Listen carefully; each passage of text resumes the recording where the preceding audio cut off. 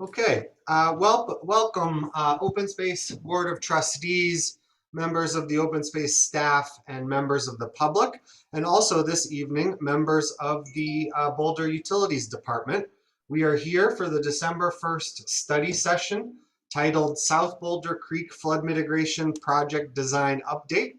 Um, Being that it's a study session, there is not an open comment period this evening. We are going to jump straight into the material of the meeting. And with that, Dan, I'll hand it over for you to lay it out for us. Great. Thank you, Hal, and good evening, trustees and staff and members of the public. I'm just going to provide a brief opening and welcome statement and then turn things right over to utility staff. But before I do that, I just want to make sure the OSBT is aware that we have John Potter and Don D'Amico here representing open space that would be available for any questions you may have, in addition to questions that you will probably definitely want to be asking of the utility staff, which is Brandon Coleman and Joe Tadeucci here tonight. Before I turn things over to Joe, I just want to just extend my thanks to utility staff. The reason being is when we were trying to estimate schedules and when to sort of lay various touch points out in 2021, we were doing that in Q1 of earlier in the year and into the early spring. And we were estimating that around this time that we would probably be well along, if not completed, with the 30% design phase of the project, and basically encourage utility staff to come and provide us with an update. As quarters 3 and 4 started to get onto us, it became apparent that the project design is a little bit behind schedule from where we thought we would be earlier in the year. And so there was some discussion of whether or not we would just delay this and come back later, or whether we keep this on the schedule. And the reason for my thanks is that what we've decided to do is to still keep tonight on the calendar. Obviously, we're all here to provide you an update of where things are at with the project, which also means that we will then schedule an additional meeting around 30% design when we're getting nearer completion or at completion of 30% design.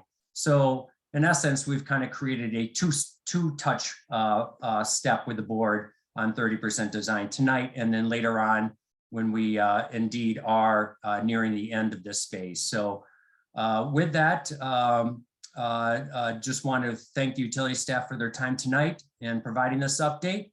And I'm going to turn things over to Joe to sort of get things kicked off and get things rolling. Joe. Thank you, Dan. And my heart is going here because for a second I thought my mouse wasn't going to work and I wasn't going to be able to unmute or turn my camera on, but it's all good. Thank you for that introduction, Dan, and good evening to the Open Space Board of Trustees. Good to be here with you tonight and appreciate this opportunity to check in on the project and do an update. And Brandon, if you want to pull up the slide presentation and go to the agenda, I'll talk about that a little bit. Dan kind of set the stage. And Brandon Coleman is our engineering project manager, as most of you know, who has been leading all of the technical design work and managing our consulting team, who is doing everything. He'll be leading us through the bulk of the discussion and the presentation tonight. And if you go to the agenda slide, Brandon, which you may be trying to do, he'll start with an overview of the project and a quick refresher. Possible that we have some community members who are not familiar. And then one significant milestone that we have achieved is the completion of the baseline groundwater report. And that kind of sets the stage for the current conditions with the groundwater and how it moves out there. And we've created a model, and it'll be our goal to do our design and when the project is complete, for the design conditions to match the existing conditions that Brandon will be talking about tonight. And then we'll give an update on the 30% design package. and I'll talk a little bit more about that in a second. And Brandon has a schedule slide, and we'll spend some time on that to kind of help clarify and set the stage for where board review fits in and where board action may fit into the process. And then we'll have plenty of time for discussion and questions, as I believe this is a study session and this is the only item on the agenda tonight. But before I turn it over to Brandon, talking a little bit more about our status on the 30% design, and I appreciate Dan teeing that up. It is in progress. We do have some details to share. For example, you may have noticed with the memo, and it'll be in the presentation tonight, you'll see kind of our first pass at how a tie-in to US 36 might look and how the footprint of that might relate to the South Boulder Creek and the US 36 bridge and the critical open space habitat that's in that area. And so Brandon will go over that and some other things. As Dan mentioned, we don't have that design package completed yet. Thought we might be done with that by the end of, by this time. Our real goal was the end of the year. I think it's going to be early next year. And despite that progress status, I would say that we feel like the overall project is still on schedule. And again, Brandon will show kind of what that overall schedule looks like. As Dan mentioned, we're going to need to do the 30% design discussion in probably 2 steps and come back in early 2022 with more detail. And with everything that happened in 2021 with the vote on annexation and ballot initiatives and all the discussion and all the things that are going on, and we had a visit with the board shortly after that. One thing I do want to make clear is that there is no expectation by our staff, or the situation is not that this won't be the only crack at it that the open space board gets. I think this is more of a introductory discussion from the transition to all the alternatives analysis and the annexation stuff that we did in 2021 to really starting to get into the design. So we look forward to the discussion and questions. And with that, I will turn it over to Brandon. Great, thanks, Joe. I'm Brandon Coleman. I'm engineering project manager in our stormwater flood utilities, and thank you for letting us be here tonight to talk about the South Boulder Creek flood mitigation project. It's good to see the board again.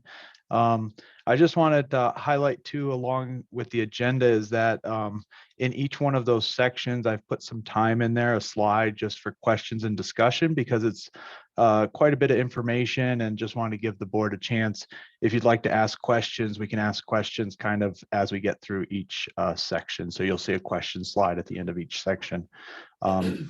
So we're going to start with a general project overview just to refresh everybody and kind of get the same baseline. There's a lot of general information about South Boulder Creek and the stormwater flood utilities. So South Boulder Creek is over 27 miles long and includes 136 acre or square mile watershed area. It starts at the Continental Divide and then really extends all the way to the confluence with Boulder Creek on the east side of the city there. And it's important to note out, South Boulder Creek is actually the second largest watershed within the city, aside from Boulder Creek, which is the largest.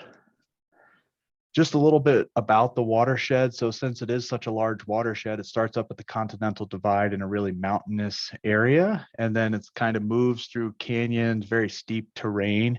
And there's a large feature right in the middle of the watershed area, Gross Reservoir, which collects a lot of water and also can serve some flood detention. And then downstream of there, South Boulder Creek moves into the El Dorado Canyon State Park area. And then as you can see kind of from this map, once it exits the mountain area and really gets closer to the city, it becomes a much flatter floodplain and a more alluvial floodplain, which creates a lot of the problems we see as it gets close to the city here. So my job is I'm in charge of just capital projects related to our storm and flood utility. So our storm and flood utility is a utility funded by ratepayers. So part of your water utility bill goes to the stormwater flood utility. And the city of Boulder is the #1 flood risk in the state for life and safety. And we have 16 major drainage ways in the city. And I like to point out, you can't really drive across the city without crossing one, if not multiple drainage ways as you go. And South Boulder Creeks specifically does present a hazard to the city. So it's flooded significantly in the past. So the first major flood recorded in 1938. And that picture is just shown on the left-hand side. That's the El Dorado Springs Dance Hall. There was major damage in El Dorado Springs. And the one significant piece of this flood is Gross Reservoir hadn't been built yet. So just some interesting fact to point out there. And then again in 1969, we saw a major flood off of South Boulder Creek in US 36 over top. And really the flooding that we're trying to deal with now, that was when we started to see that. And then again, most recently in 2013, we saw significant flooding from South Boulder Creek, US 36 over top. And this is just a picture of one of the neighborhoods. You can see the cars significantly underwater. It was pretty scary moment in 2013 on South Boulder Creek. So the real goal of the flood mitigation project is protecting life and safety, and that's our goal as a utility. So when you look at the South Boulder Creek floodplain, this is just a picture on the diagonal road coming across this slide. That's US 36, and this is the east side of the city. And you can see that large blue strip, that's South Boulder Creek. But the area we're really concerned with and trying to mitigate flooding for is this area, which is commonly referred to as the West Valley overflow flooding. And this is actually created because US 36 overtops when South Boulder Creek leaves its banks in a flood, and it pushes water through the city where there's no major drainage way. So that's really the focus of this phase 1 flood mitigation project. So we started, we got conceptual design completed, and we're currently in the 30% preliminary design. It's in progress. So the conceptual design, this was the design that was approved in conceptual, provides 100-year flood protection. A lot of the project components are very similar. What we're doing is starting to refine the details of the design as we go. So as I mentioned, this is kind of where we're at. You'll see a lot of the similar features. So flood wall, I also refer to that as the spillway. So that flood wall is actually where water above 100-year would spill over. We have an embankment section and a detention area all on the CU South property. And then we have an earth fill and road for South Loop Drive out there with an outlet works that goes under US 36. And the only thing that's really changed from that initial configuration was that earth fill section, which is on the CU South property and not on OSMP, but I just wanted to point that area out. So this project does create, it is adjacent to and within an area with lots of environmental resources and a lot of ecological value. So there are 2 threatened and endangered species in the area, Preble's Meadow Jumping Mouse and Ute Lady Truss's orchid. There's also environmentally sensitive species, including northern leopard frog, bobolink. There's also active agriculture out there, and also prairie, very high value wetlands habitat. It's part of the South Boulder Creek State Natural Area, which is a program that the state has that recognizes high value environments, whether it's a threatened and endangered species or a unique environment. And then this slide we've shown in the past, but this is really what we're talking about and really where we're trying to plug in with OSBT, and a lot of what we'll be talking about later when we get to the scheduling is this is a corridor highlighted along US 36 for that spillway flood wall that we'll need for construction. And so it's 90 feet from the CDOT right of way, and it equates to about 5 acres of land that we're really talking about on OSMP. And then that's really our area of focus. And we'll talk more in detail about this area as we get into kind of the updates with the preliminary design. So that's my project overview. I just want to take a breath and give people a chance to ask questions if there's any questions. If others don't have questions, I do have one. Brandon, now that we have a few things more figured out on the flood wall or spillway, as you're calling it, I'm curious, is the top of the spillway wall at the same height, lower or higher than the highway itself?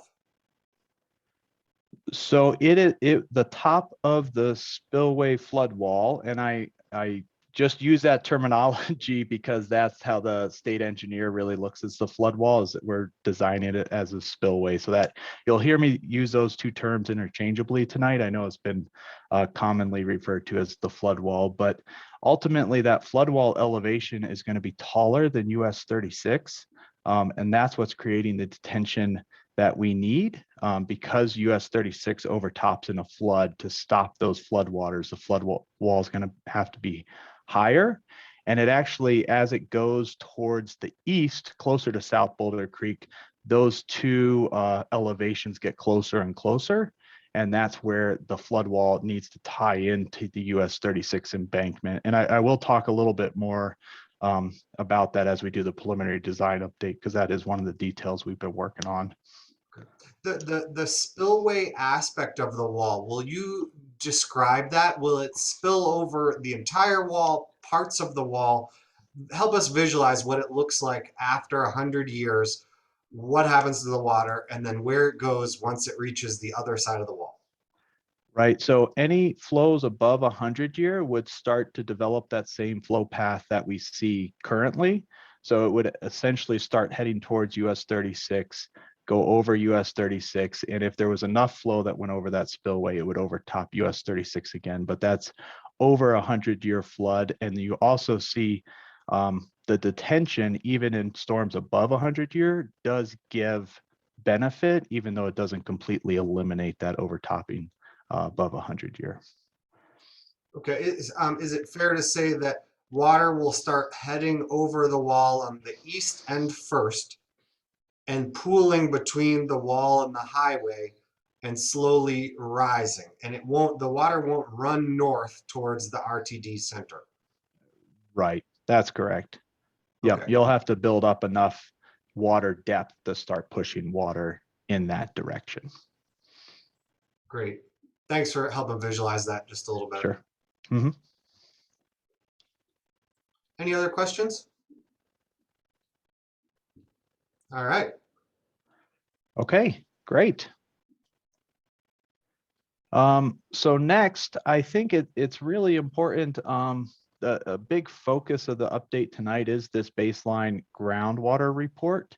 And this has been a really big design effort for our team. And so we did want to release this report. We've posted it to the project webpage, and it's a big chunk of the memo and what the presentation will be tonight.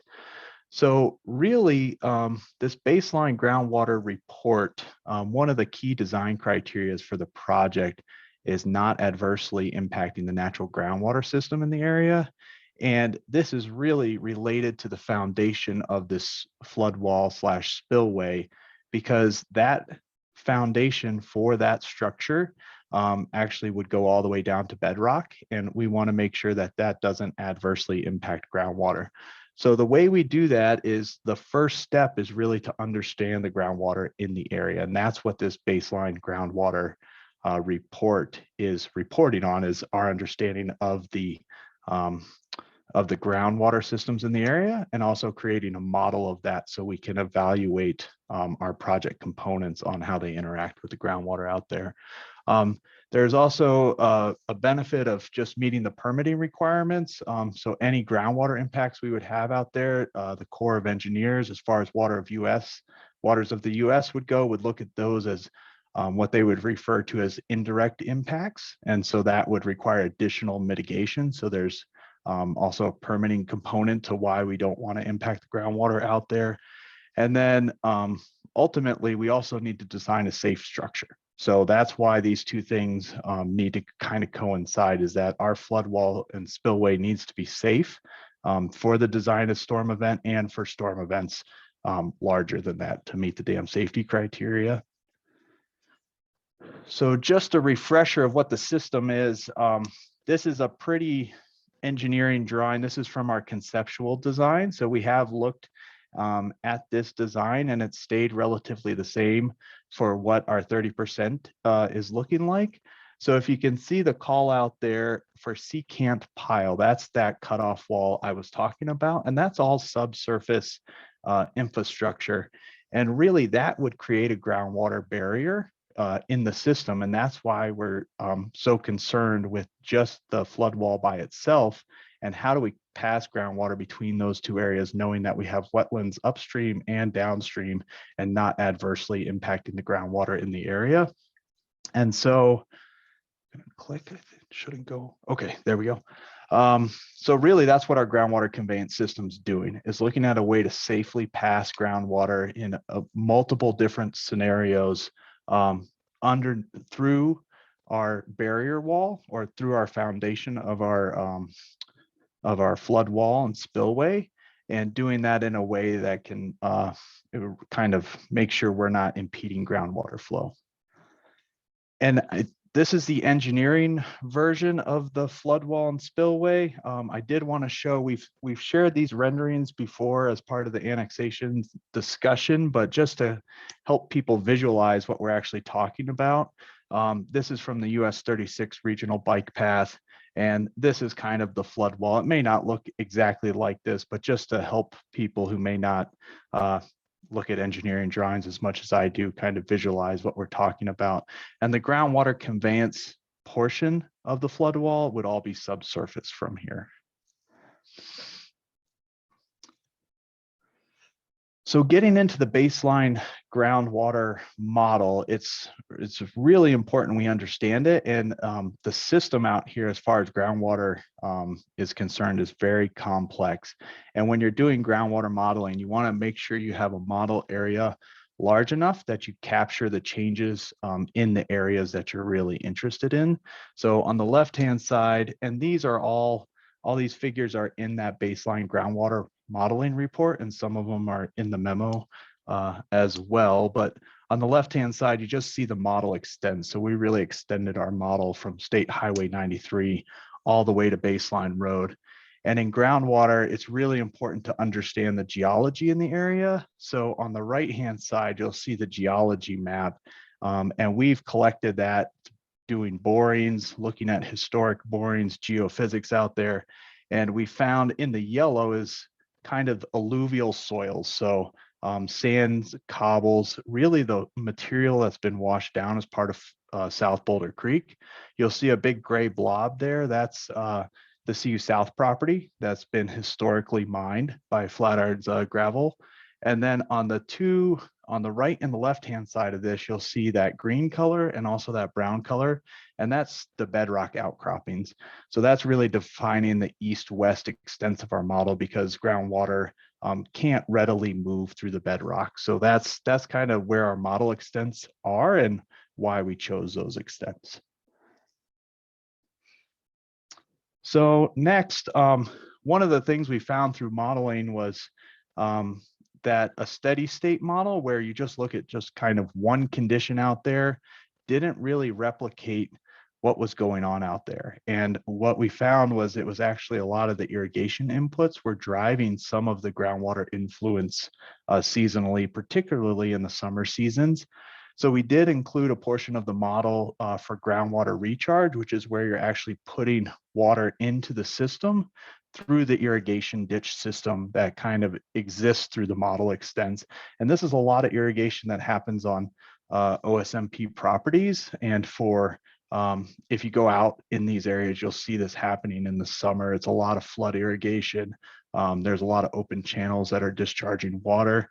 And you'll see here, we just kind of highlighted where fields are that we could estimate were being irrigated, and that's where we were able to put inputs into the model. And some of the major irrigation sources out there are Dry Creek Ditch number 2, the Howard Ditch, and the South Boulder and Bear Creek Ditch as well. So next, I just kind of want to show, this is typically if you work in the groundwater world, this is like your final product is groundwater contours of the area. And we did 2 sets of groundwater contours, one for that non-irrigated season, and it's highlighted as November, and that's on the left-hand side. And then one is the irrigated season on the right-hand side. And you'll see the contours, it's kind of difficult to see the differences or to understand if the model's accurate or if it's working or how close it is to what's really going on out there. But I just wanted to flag this. These lines represent a groundwater elevation associated with each line. So if you're looking at a topo map, it's very similar, it's just groundwater. So if these lines come above topo, that's surface water, but this is just setting where the groundwater elevations are in these different situations. So Brandon, Sure. can we go back to that? I had Sure, a sure. question on kind of what all that means. So does that basically mean a directional component to groundwater as we're seeing the, the contours change? So we're looking from, the bottom of the map to the top is basically downhill. Right, And right, that's right. so where the contour lines come closer together, that means that there's a steeper element.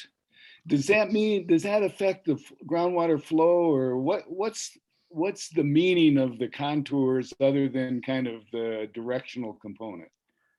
Right, yeah, so it's similarly, if you see contours stacking up on each other, that could be an impediment to groundwater flow. So you'll see them, the most pronounced place where they stack up is kind of on the left-hand side on the edges where you start getting closer to bedrock. And then also that fill area. So the fill and the alluvium carries groundwater very well, but that fill area that I pointed out on the geologic map, that actually hinders groundwater movement compared to the alluvium. So that's where you'll see some of that water starting to back up a little bit as you get closer to that area. So the water's backing up and then it has to really, I'm trying to think of the right way to describe this. So the water is essentially backing up when the contours get close. And if it backs up far enough, then it surfaces then. Right. Basically, Yep. right? And can we, or have you overlaid a veg map onto this kind of map to see kind of what the relationship is between the contours and vegetation on the ground? We have not done that. It would be an interesting exercise. We haven't looked at it specifically as it relates to the vegetation in the area. So we typically do the vegetation and our wetlands mapping. So our wetlands mapping would be more representative for vegetation out there, but we could definitely do that. We just haven't done that in this situation. It just strikes me that that might be good to know, especially if there's going to be an impact or effect on, groundwater movement, on the study site, just so that we could see the relationship between whatever the veg is and whatever those impacts might be that we need to deal with. Got it. Okay, great. Thank you. Thanks. While this slide is up, I had another question too. I'm surprised that South Boulder Road and US 36 are not causing any backup in contour lines. Can you help us understand that? Sure. Yeah, we didn't model South US 36 or South Boulder Road as an impediment to groundwater flow. So it's essentially modeled as alluvium. And the way we came to that assumption was essentially when US 36 was built, it was early 50s. They did not dig a foundation for US 36. So technically they didn't disturb the alluvium below it. They only cleared and grubbed the vegetation to place their fill. So we didn't consider those as impediments to groundwater flow. And ultimately our system, we're assuming there's a connection between the groundwater and the wetlands upstream of US 36 and downstream as well. And so we wanted to make sure we didn't lose that with US 36. So that's how it was modeled. Thank you. I have a couple more questions related to all this before you go on, Brandon. Sure, sure. I keep looking at the bulge in the center there and thinking of the whatever we call the dam that, or what are we The calling that? levee. The levee, thank you. Yep. Knowing that the levee, the plan is to remove that levee, is your model done with the assumption that the levee is not there? This model is just our existing conditions model. So this does have the levee in place. It doesn't, the levee's been modeled as part of that fill area. So it does have a different hydraulic conductivity than the alluvium. But the levee itself isn't a specific barrier to groundwater flow aside from the fact that it's in a historically mined area. Well, then I have another question, because Sure.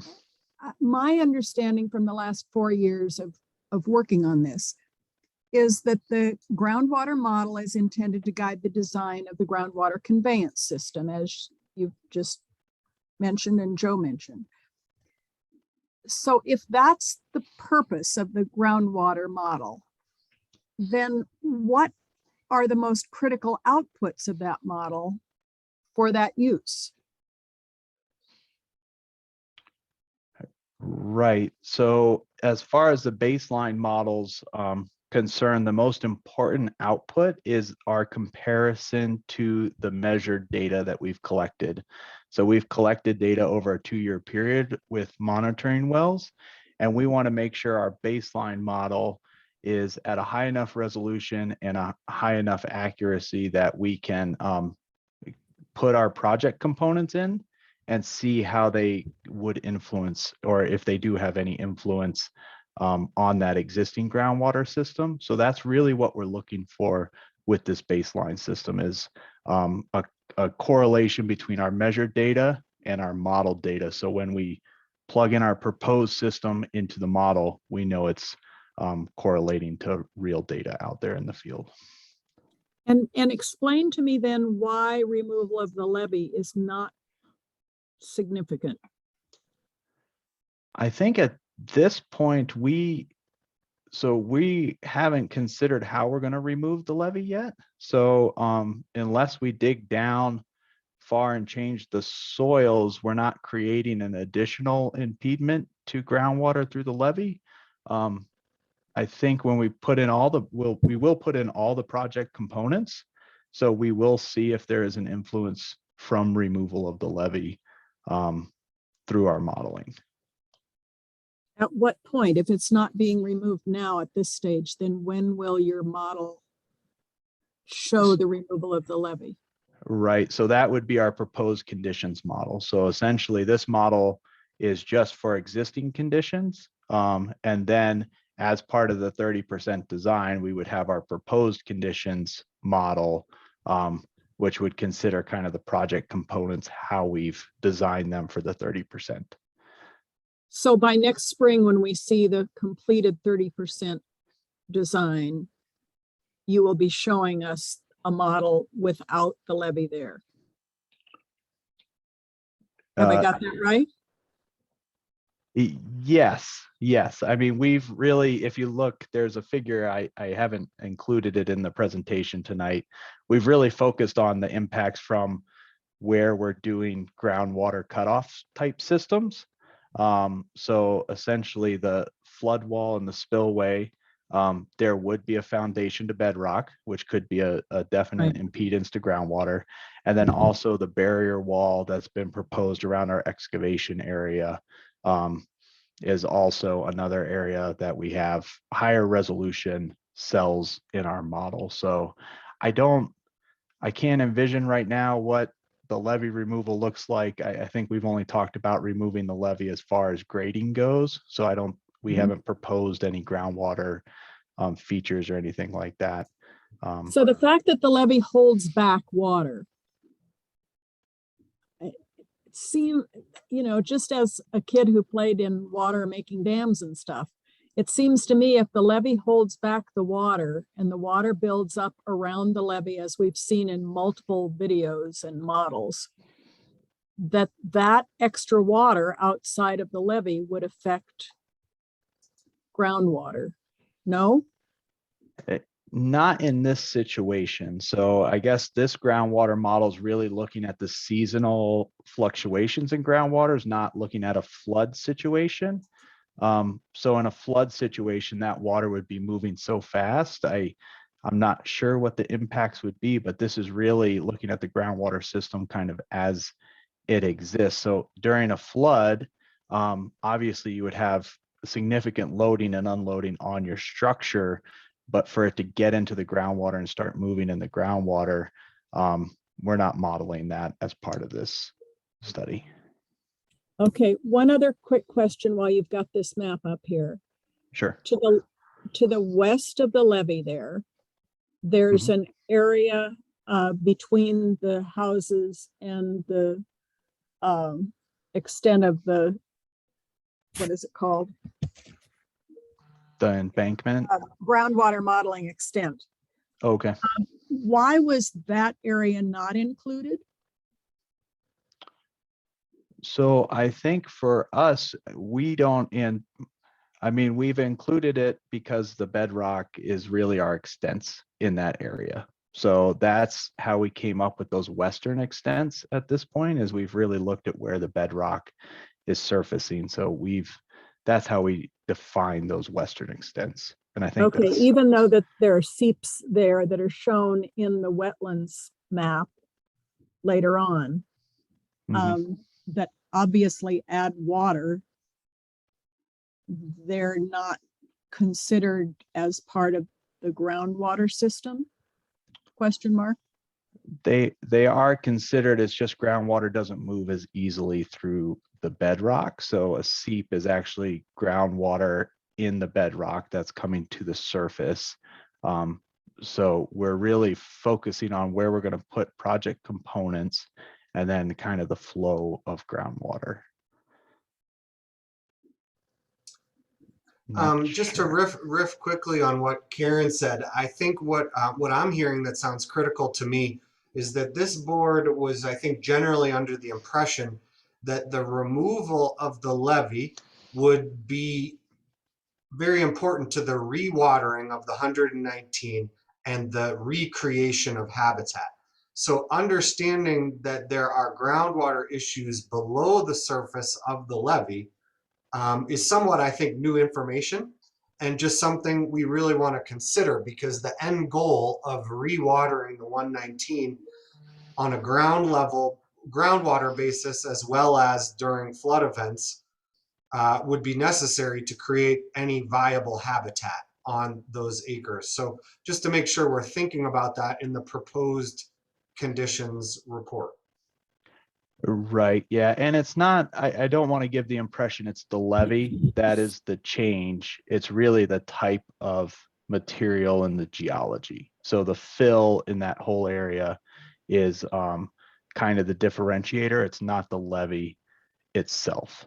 Okay. Yeah, Brandon, if I can chime in here. Sure. Just to build on what you're saying there, there's been the mining activity, there's been the levee, I'm not aware of any subsurface features of the levee other than the fill that's above ground. So there's really not a barrier like what we're talking about here. And the mitigation work that we're going to do on the 119 acres, working with the utility staff and the open space staff working together to design that, is really going to be a post-project feature. And I think you're right, Hal, and that we'll have to consider the subsurface water flow, and getting water moving above ground in that area again is one of the project goals, and removing that levee. So I'm not sure if that adds anything, but just wanted to chime in with that. Thank you, Brandon. Great. Oh, okay. I will go on to the next slide here. So I I do recognize these slides are a little difficult to read. I want to point out some high level stuff about how to read some of these.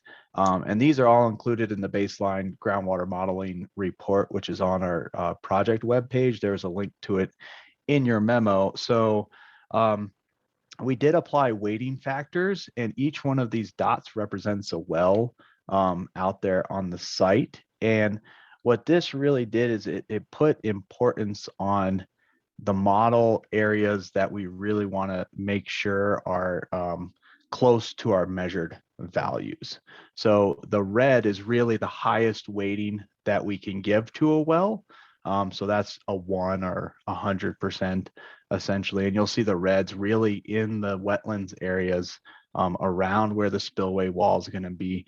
And then kind of as we step further away from that area, we weighted some of those other wells less just because it's such a large area. So I just wanted to point that out, what a weighting factor was, how they were applied to the project. And really our focus was looking at the wetlands along US 36 in the South Boulder Creek State Natural Area. Although we did have good correlation throughout the model, those were the ones we really wanted to get close, and that's why we gave them a higher weighting factor. So just wanted to point that out. Brandon, Sure. before you go on, the light blue dots Mhm. are in an area where the water also flows under 36 north to more state natural area with important vegetation. So I'm not quite sure I understand why that's less important and has less weight. So I think in general, we found that those, I'm trying to think of the right way to say this, the groundwater flow, we see a lot of that groundwater flow actually going into those neighborhoods across US 36, at least from the modeling. And then in those areas, we also have our barrier wall and we're outside of our project facility. So there wasn't anything critical on the downstream side of the embankment. Although we would, if there were impacts from the embankment and the barrier wall associated with the embankment and the excavation, we would see that through this model as well.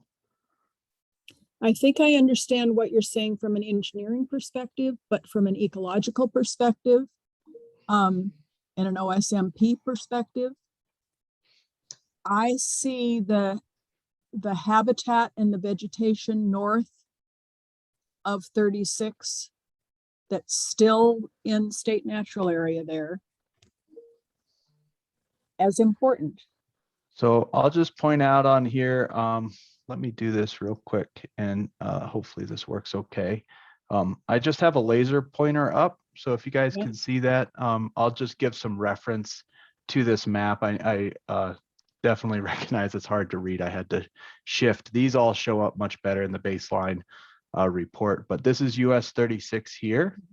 And actually this yellow line is Veely Channel. So this is the Manhattan Circle area development here. And then this is Veely Channel, and this is that parcel. One of the OSMP folks will be able to help me with the name of it, but this is really that parcel where all those red dots are. That's the OSMP parcel north of US 36. And then over on this side, this is where Table Mesa, Van Fleet North, I think is, I just got corrected. So, and this is Table Mesa Park and Ride and the Manhattan Circle area right here. And what's the vertical line, the road there? This line here, No, the one to the east of there. to the east of here, this is Dry Creek Ditch number 2, that green line. Oh, okay.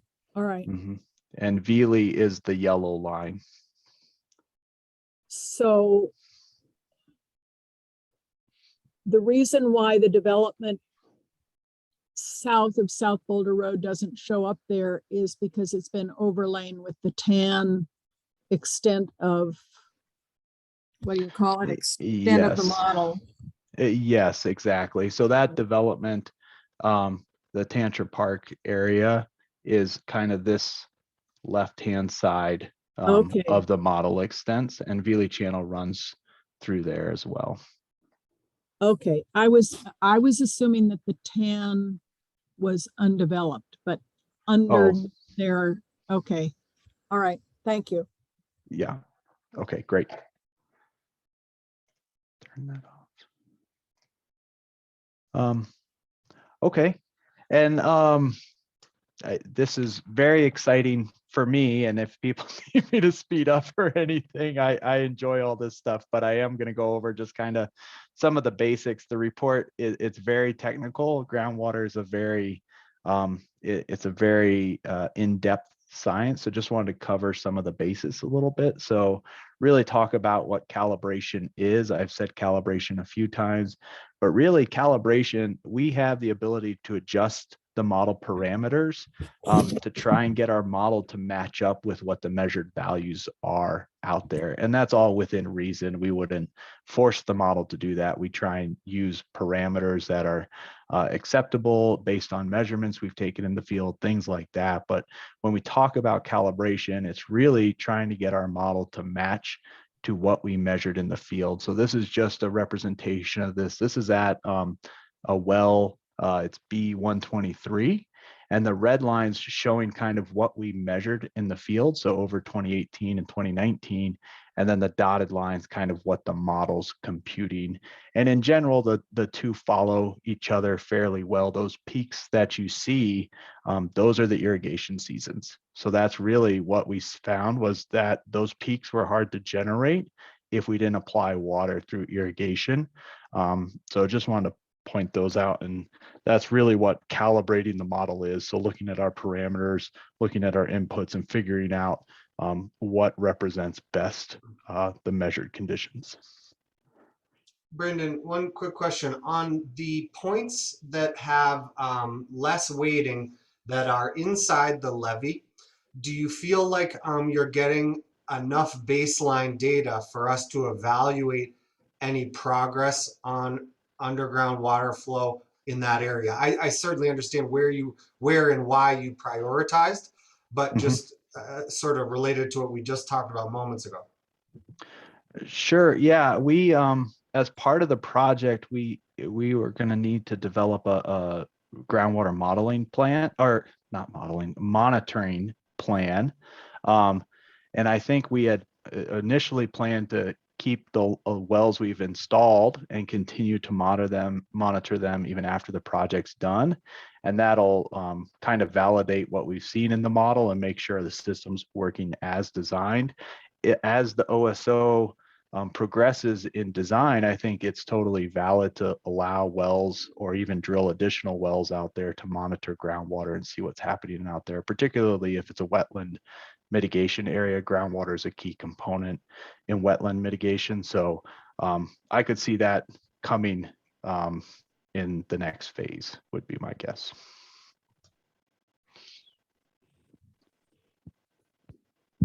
Brandon, Sure.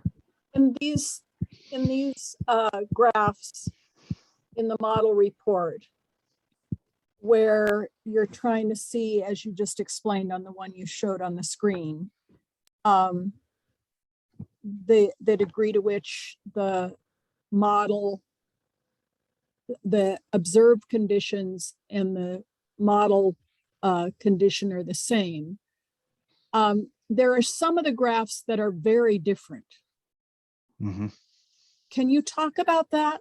For instance, I'm on page 291. There's a real disparity between the two lines.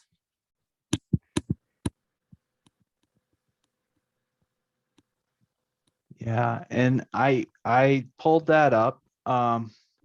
So I see it, and I have it as B103. And I think, Karen, I'll probably have to look into that one specifically and get an answer back, would be my guess.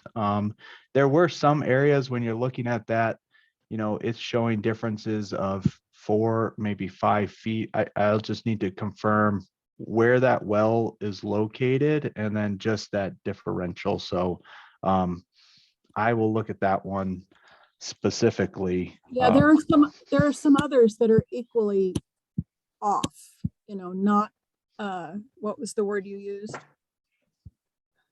Calibrated. It might indicate the need for further calibration because the two Right. lines are so far off from one another. Right.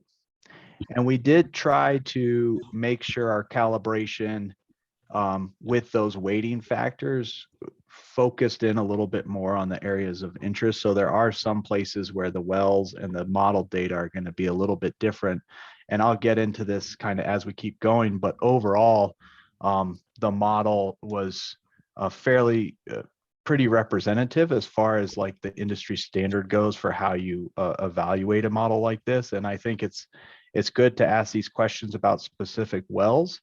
But we also did look at it on a more holistic view of just looking at what are all these errors and how do they relate to each other with weighting. So I think these specific ones, I'll have to look into it and probably get you a more specific answer.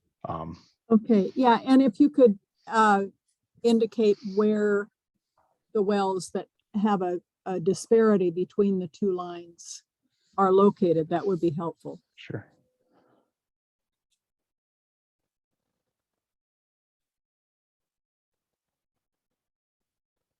Okay. Great. Okay.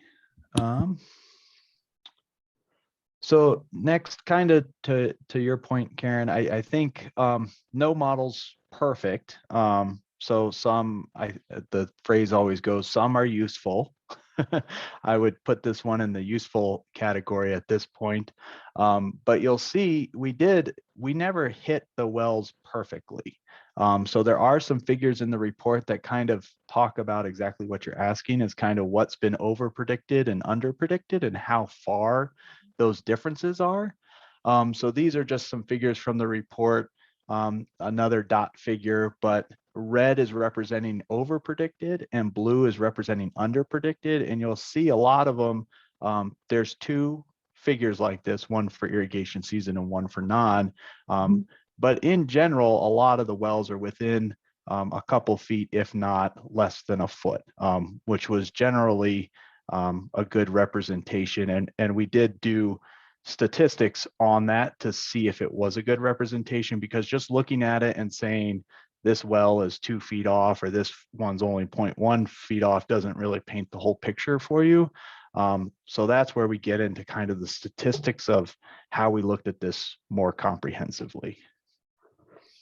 And I would note that the two dots, the red dot and the blue dot, right under the word ditch in Anderson ditch, are 8 feet apart from each other. It seems to me for a groundwater conveyance system, 8 feet would be a significant measure. Yes, and those are in those areas where we weighted those less. So that differential actually didn't rank. It took a little bit of the weighting off of that differential, but you are correct. That area, once we got towards the edge of the models, particularly this western edge, it was a little bit more difficult to calibrate, and that's what's represented there. Is the groundwater conveyance system going to go that far west? That's one of the questions we have to answer. So I think if we see impacts to this groundwater system that far west, we may have to do something further. Currently, we're only looking at it through the spillway flood wall foundation and how far we would need to extend it that direction. So I think those are the types of questions we want to answer once we get into the proposed conditions, is how far do we actually need to take it?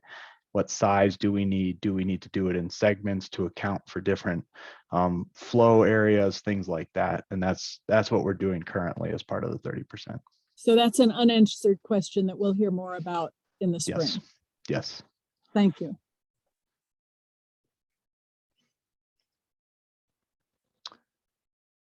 Okay. So next is statistics.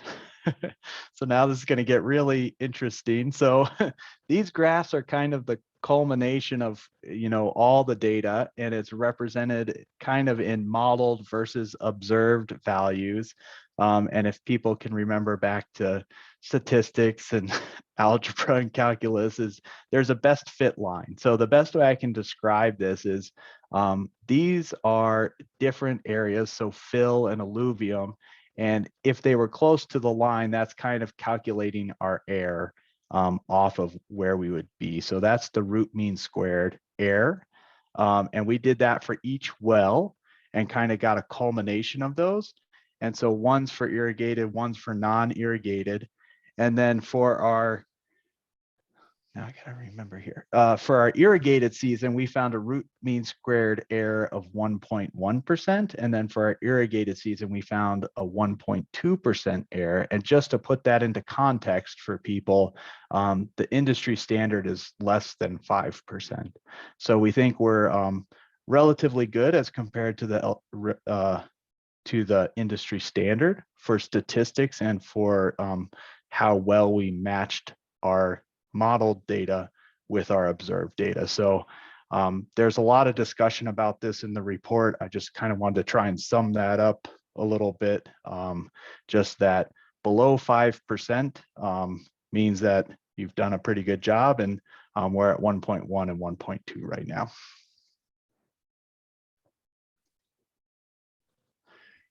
And then ultimately, the conclusions we drew from this, just to sum it all up without statistics, was we think the model is suitable just for evaluating the impacts of the project. So we think we have a good baseline model to begin with our proposed design, and we're working with this model through some of those proposed design questions right now.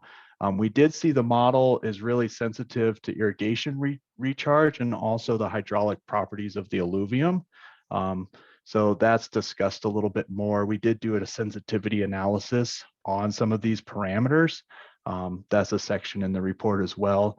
And if you're really interested in the baseline groundwater modeling report, we did post it on the webpage, so it's publicly available. So if members of the public are listening and have interest, hopefully this serves as kind of a good roadmap for how that report's broken down and how you can read through it if you are interested. But the full report's online and there's a lot of information in there.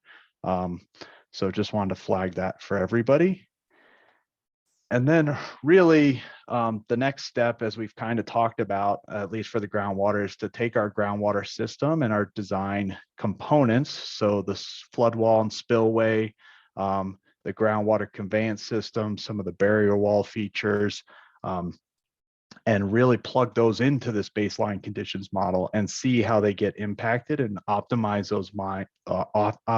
those design components to make sure we're not adversely impacting the natural groundwater systems. And then we are continuing all those wells that we've installed in 2018 and 2019. We are going to continue to monitor those throughout the project design. And ideally, we'd want to select either all of those or some of those wells moving into a monitoring plan after the project's built. So that way we can kind of confirm these assumptions and make sure it's functioning how we've kind of designed it to. And that was a lot with the root mean squared in there. So I'll take a breather. Karen. Sure. Karen. Yeah, I have a couple questions over, and thank you, Brandon, for going through all this.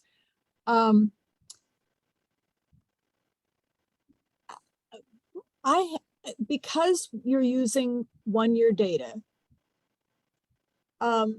I have heard people in the last 4 years say that it's okay to use 1 year of data because we're also going to be comparing this with OSMP multi-year historical data.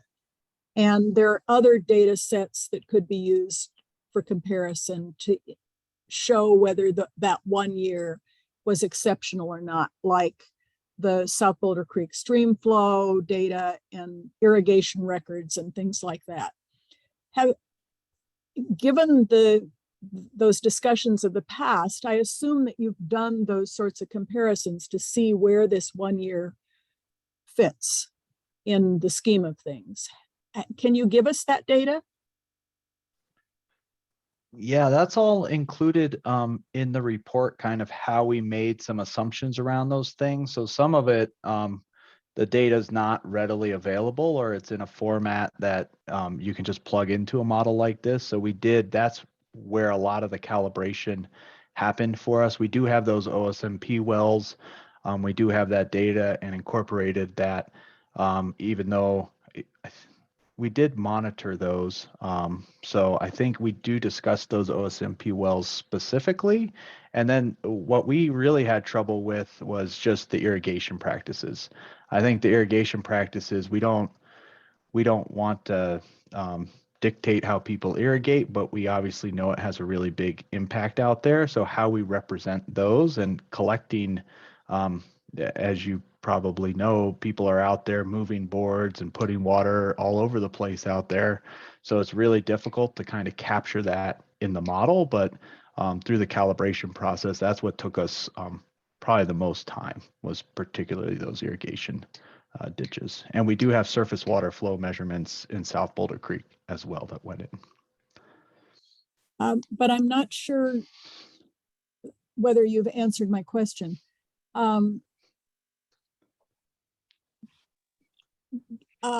Using weather data, which I'm sure is readily available, and using OSMP historical data on the OSMP wells, which were not the recently drilled wells that you created. How do previous years, drought years, wet years, etc., compare to the 18-19 year? I want to get a feel for whether the 18-19 year was right in the middle, more like a dry year, more like a wet year. So I have a feel for the year that you're using.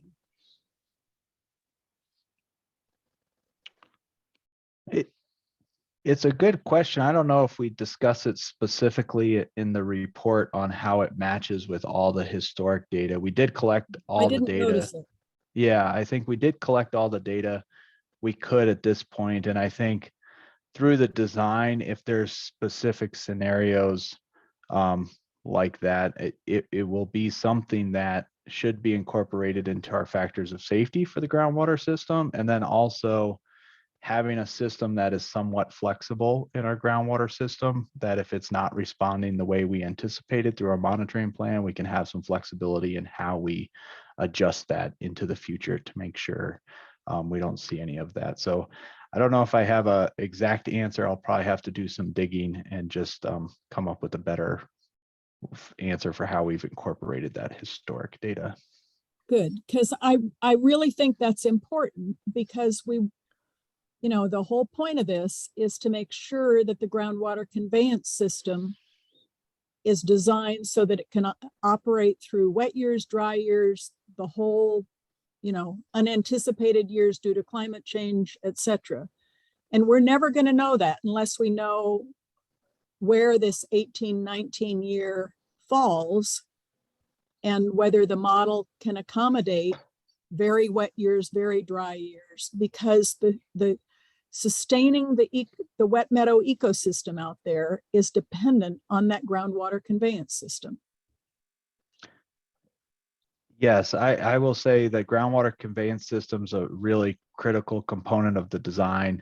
I think we also saw a lot of impacts from kind of irrigation and water actually being added to the system through irrigation as well. So I think some of the practices that OSMP out there is doing is also really beneficial to those ecosystems. So just I will follow up on that, on the historic question, and get you a better answer on that one. I don't know if I have something ready, but there are lots of factors going on out there, and I think the management practices are also a big one as well. Well, maybe that says that they ought to be included too in. And the other thing that we have talked about a lot in the past is the need, or our, at least OSBT's desire, to see real world examples of groundwater conveyance systems that are similar to this one. that is a groundwater conveyance system that has basically horizontal water movement. It's not dealing with a dam, but dealing with consistent flows horizontally, and that can work equally well in wet years and dry years and normal years, and under flood conditions. And how, where those groundwater exemplars are and how they're working and how they're designed.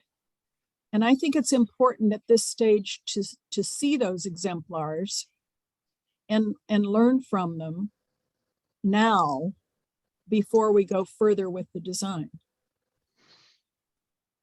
Sure, and we have, so maybe to the first point is we haven't found a like a carbon copy of this project. So this project's very, very unique in the way that we're asking it to function and how it works. But I will say the principles and the methods we're using are kind of an industry practice that has gone on. Groundwater collection and conveyance is not a new science, I will say, at least in the engineering world and in the geotech design world. So we are relying a lot on those foundational principles. We have seen systems in different applications work and kind of continually work. And I will talk to our consultants and see about sharing some of those. And then the last thing, the flood conditions situation is really a dam safety concern. So I think the state engineer's office is doing the dam safety review, and they're going to be very interested in how our system functions or how it addresses that flooding condition of where we have a full pool behind our flood wall and our spillway and being detained, and making sure we don't have a risk to the structure from groundwater migration through it. So I think that's ultimately where that secant pile wall, if this was a standard dam, we wouldn't have a groundwater conveyance system through it. We would want to cut that groundwater off, and then we'd have a downstream collection trench that if any groundwater did get through, we would collect it in a safe manner. But this is a very unique project, and that's kind of where I'm at. I don't know, Joe also has a lot of experience in this one, so I'll let him chime in as well. Yeah, thank you, Brandon. I agree with everything you just said. And in a normal dam design, we're really trying to keep the water, like if it's a water storage reservoir, we're trying to have a cutoff all the way to bedrock and keep the water in the reservoir. And you're not wanting it to pass through in the manner that we're trying to design this one. So I know this question has come up, and I frankly know that we haven't provided a satisfactory answer to people, but we're not going to be able to point to 100 different projects, for example, where we can say this is done here and here and here and here. I participated in one of our design meetings with our consultant RJH and was asking the same question because it had come up so many times. And what I had heard was that there is a gravel pond design somewhere in the area here that uses this type of technology. And talking to another engineer that I'm familiar with, who has a geotechnical background and has spent his whole career in dam design, pointed out some other ones to me. So we'll collect up what we can, but there aren't going to be hundreds of them. And I agree with what Brandon said, just the sand filters and moving water underground and the principles that go with that are kind of not rocket science, and it's proven technology. So I think as we go through this design, hopefully we can get people comfortable between the examples we can show and detailing out some of those methods. Get comfortable with what we're going to do here. I appreciate your answers. And I understand how unique this situation is, and I'm sure you all appreciate how unique the state natural area ecosystems are. Absolutely. And that's why for us it's really important to see exemplars on how this technology has been applied in similar conditions. And I'm not talking about hundreds. Yeah. I'm talking about, have these kinds of systems worked over decades and hundreds of years? And are there exemplars that you can show that have used this technology well and successfully?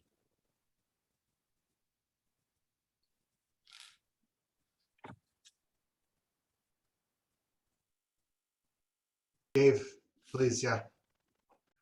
Brandon, I don't want to jump the gun, but I do have some questions on other aspects of the memo. Are you going to talk more specifically about the hydraulic modeling and the civil design layout, or should we ask questions on those now? Yeah, so the next section of the presentation will be the preliminary design. So that whole section of the memo, hopefully I got a few slides at least to capture kind of how we discussed it in the memo. And I think specifically the flood wall layout and the hydraulic modeling will go over some of the things we found. Okay, great. I'll hang on to my questions until we finish that. Sure.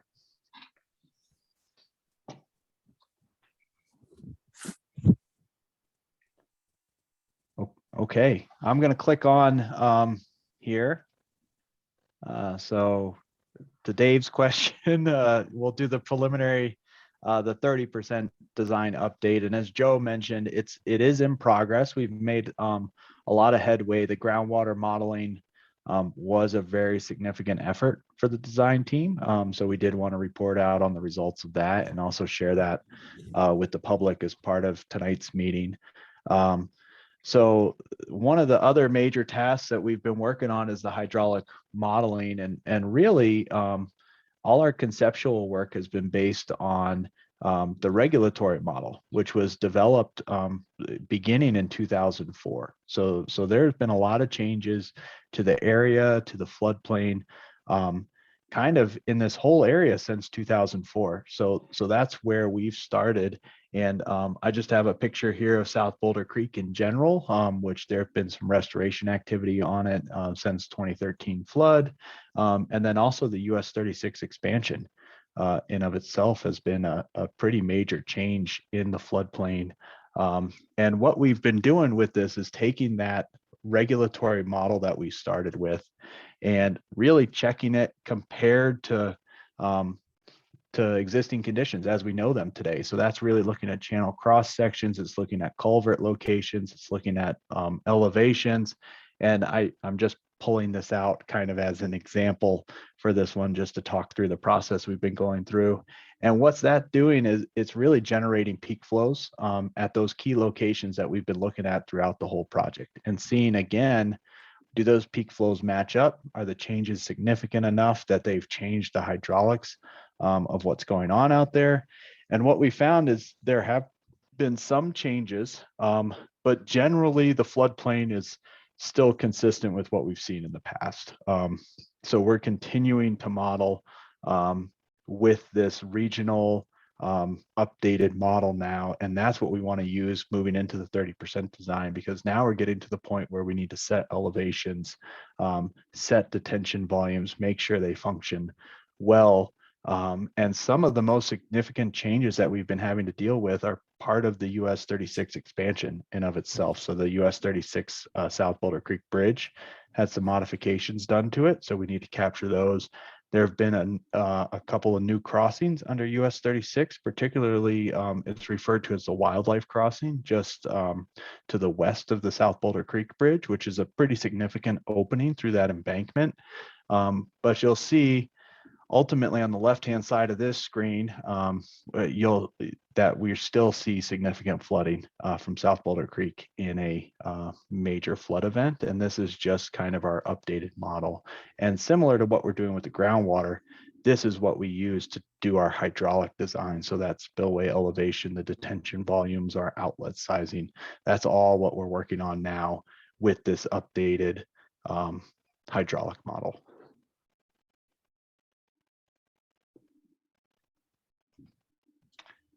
And we've also been working in the memo, I called it the civil design layout. So really focusing on what's going to happen in these 5 acres. I think that's where we need to move. And we've always shown this as a box, and I don't think that's what we intend to continue to show it as. I think there's some real design details that we're working on and start getting the board's feedback. So one of the more critical areas on this map, you'll see is this hatching. There's a cross hatching close to South Boulder Creek, and that's the Preble's Meadow Jumping Mouse critical habitat. And that's a federal designation. So it is critical habitat to the continuation of that species. So we really are focusing on that tie-in to US 36 we've been talking about, and how can we reduce the impacts in that Preble's Meadow critical habitat. And we also need to work with other agencies on that tie-in as well. So we've been working on developing those details. So, I should have shown that first, but really focused in on there, you'll see that 90-foot corridor extends all the way to South Boulder Creek. So that's South Boulder Creek on the right-hand side. You'll see that green line's really the OSMP CDOT property boundary, right-of-way boundary, and then that cross-hatching still the Preble's Meadow Jumping Mouse critical habitat. And I do want to point out, if you can see, I'm going to do a laser pointer again, and this is bad practice during a PowerPoint, but this is that overhead sign on US 36. So if you're going eastbound on US 36, I always use this as a good reference. And then you'll also see the wildlife crossing here, just pointing that out, what I'm talking about when I said wildlife crossing. But I use this sign kind of as a reference point when I'm out there. So in some of the other figures, they don't line up exactly with this, but you'll be able to see that sign still. Let me turn that off. And so this is what we included in the memo. So really looking at this tie-in, how it fits, this is really our first pass at it to start thinking about how some of these details are coming together and what we got to consider in these areas. And even with our first pass of this, we did have a spillway elevation, which allowed us to tie into US 36 further back from South Boulder Creek, and also really start looking at ways we could potentially curve back more to the CDOT right of way. And this is all going to facilitate our discussions with CDOT as well. But we have the spillway wall shown, the flood wall, and then just how that connects into US 36. And then we do have earth fill shown on either sides. That's at a 20-to-1 horizontal to vertical slope. And this is discussed in the memo. And that's really to accommodate that US 36 regional bike path up and over this connection point. So this is just our first pass. This is still a work in progress, but just wanted to let everybody know we are working on this, and these are definitely the design details we're talking about with OSMP staff, and just trying to get what we might think is the right thing, making sure that we're working as best as we can to minimize impacts. So just wanted to include this. Brandon, Before you go on, Brandon. Sure. We're all chiming in. It's a popular one. Go for it. Can you describe what this shows a little bit better? The Sure. diagram does not make obvious sense to me. Okay, Yeah, and that was sure. my question too, is like that, does that right, the spillway wall, does that right angle? And if you could just help me understand what that all is. Yes. so So Brandon, Sure. before you go do that, let me ask a question. That was one of my questions as well. Sure. I thought that we originally had talked about the flood wall being on or right near the CDOT right of way. And that's not what this graphic shows. And I'm wondering why that is. And my understanding was that the flood wall was going to be as close to the CDOT right of way as we could make it. And then the construction access would be temporary and restored once the flood wall was built. And it struck me that then what you're showing as the the flood wall area, that was supposed to be the construction access area that would then be presumably restored.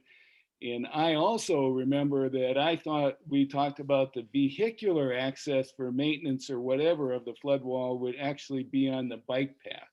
That's So right. explain all of that in this graphic. That would be greatly informative, I think. Sure. Sure. Yeah.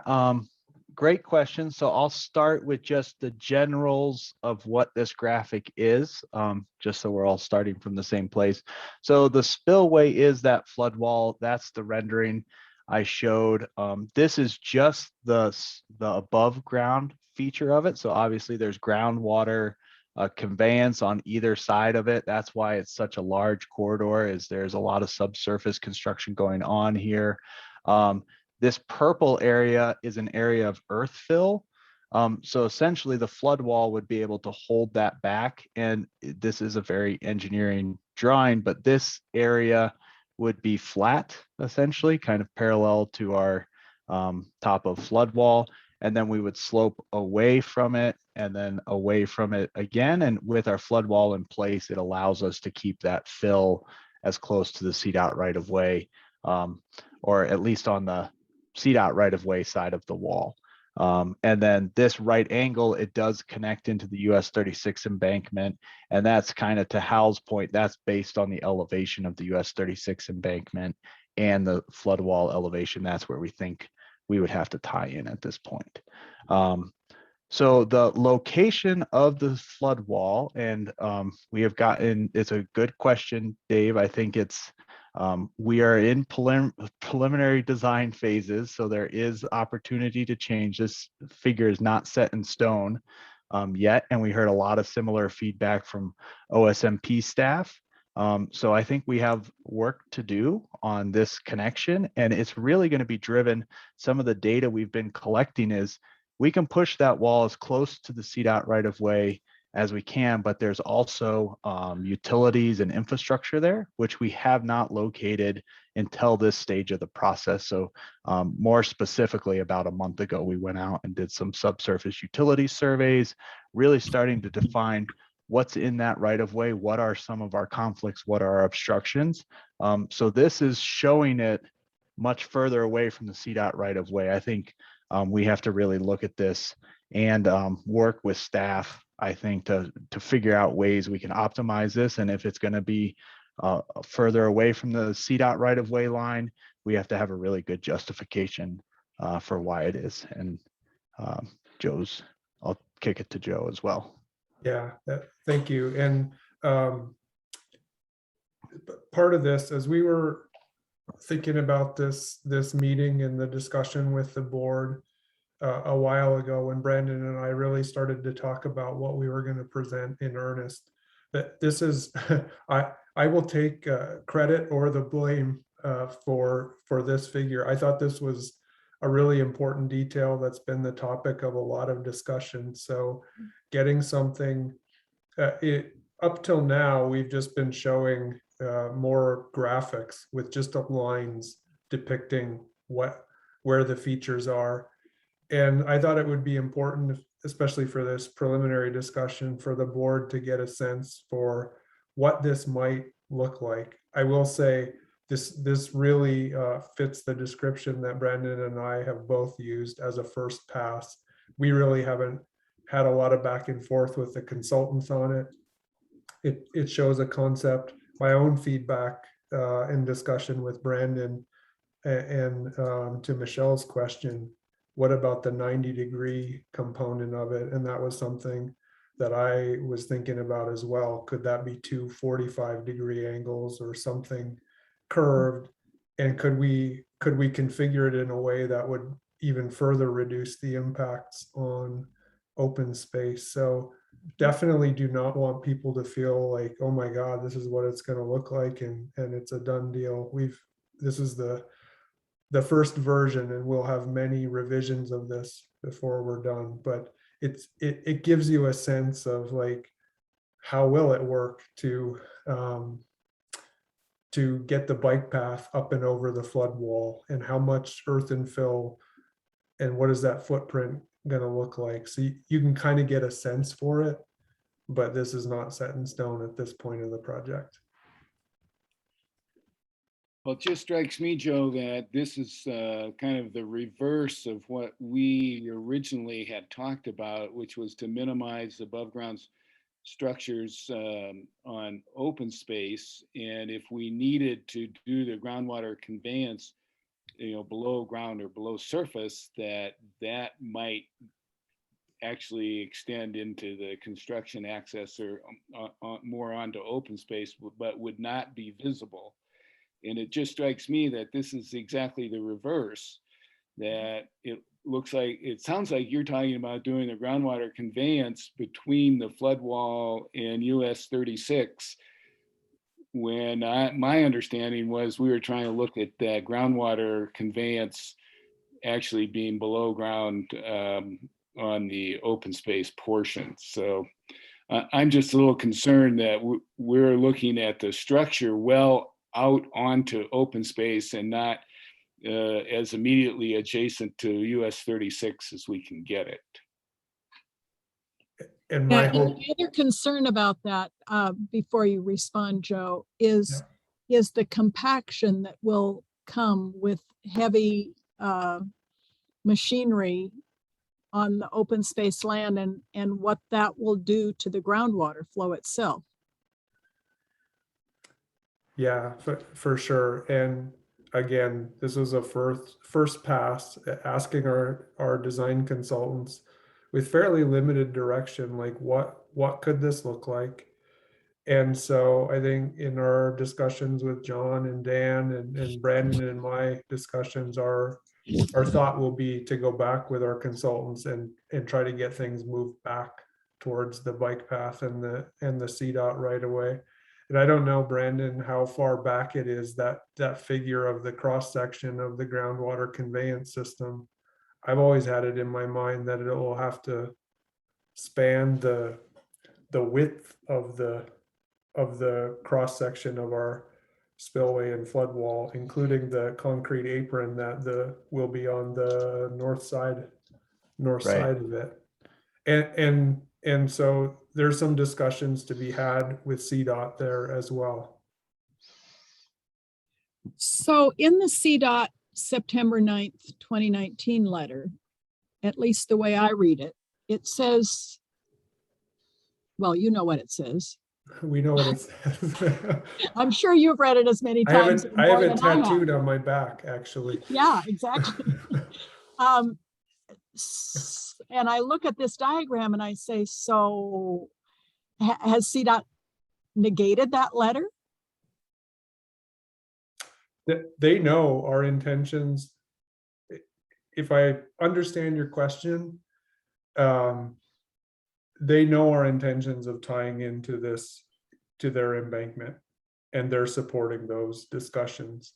And is that in writing, since the problem we had before was it was never in writing until September 9th?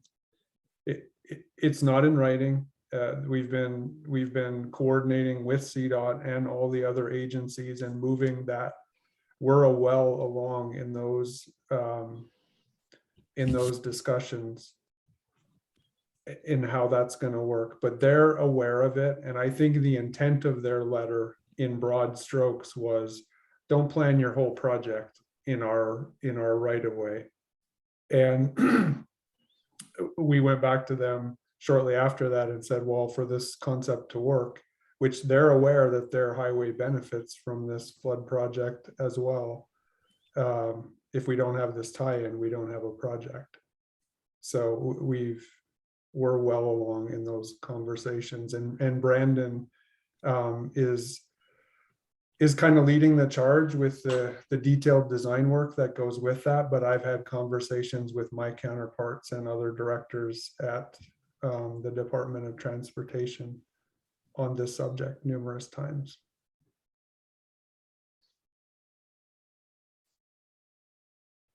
And will those things be advanced before the spring? There are some agreements that we're gonna have to do. There may be things like taking on maintenance of this bike path. I think kind of like the disposal process that's in front of us with the open space board. We won't have that all finalized by the spring, and we'll be working on that well into this coming year. And Brandon, feel free to correct me if I'm misstating here, but that's my impression of the discussions we've had and just my experience with how long this kind of stuff can take. Right. Yeah, I think you're right, Joe. And obviously, based on the questions tonight and leading up to this presentation, there's a lot of work and understanding to go into what this 90 feet is and where the wall is going to be located and all that. And that's, we would like to have a more refined version of that for our next check-in when we have a 30% design to report. And I agree with Joe, there's a lot of work to be done to get all the stakeholders involved to be able to have a project to move forward. So I think we'll continue to work with CDOT and also with OSMP and as we progress the design. So Brandon, that's a good segue into the other concern I wanted to ask about. That's a good example. And, this is the so-called wildlife crossing that I don't remember ever being identified in any of the previous discussions. So I'm wondering what that is exactly. I think that it's just a big culvert under US 36, but why, or has that been in the conversation as far as, is it going to be conveying floodwater, and how is it going to relate to the so-called spillway dam? Because if it's a so-called wildlife crossing and there's no access onto adjacent open space, all it's going to be is a death corridor for wildlife, because the only place they're going to be able to go is to US 36. So if it's going to be a wildlife supportive, that means there's going to be a gap in the flood wall, right? And so are we putting gaps in the flood wall at these corridor crossings, or not corridor crossings, the culvert crossings, or what's going on, and how are we handling that? Right. So I guess the wildlife crossing isn't the only penetration through the US 36 embankment. So there's another significant one is Dry Creek Ditch number 2 crosses US 36. And there's also multiple stormwater conveyances under US 36. And as part of the design, we're looking at each one of those crossings and deciding which ones we need to extend through our flood wall. So it wouldn't be a gap in the flood wall, it would be a connection to our flood wall, would be the best way to describe it. And the history of the wildlife crossing, I know it was put in as part of the US 36 expansion. I don't know the exact purpose of it, but whether we like it or not, it is going to conflate floodwater. So we are looking at that right now and how that impacts the project. I think that's why I wanted to highlight that as part of the updated effective model. And then it's really, we can extend, we will definitely have to allow Dry Creek Ditch number 2 water to continue to flow where it flows today, so they can deliver their water. And when I get to the schedule, you'll see some of these agreements they're going to take some time in how they look when they come through. So hydraulically, the wildlife crossing will convey floodwater. I think about the wildlife component of it, I wouldn't want it to just discharge on the wrong side of the wall. So we would definitely, we're looking at ways to continue those crossings to function and also make sure they can come through our wall in a way that still allows them to function as kind of how they were designed originally. So I understand the ditch crossing phenomenon that you're dealing with. I guess I'm not understanding the wildlife conveyance issue, because I think we need to think long and hard about, if we're calling that a wildlife crossing, what exactly that means and how it functions. Because from my perspective, I don't think it it will work to be a safe conveyance for wildlife across US 36 if the flood wall is not surmountable by wildlife. Right, and I guess it's not it's an existing feature, I will say. So we would look to maintain its functionality.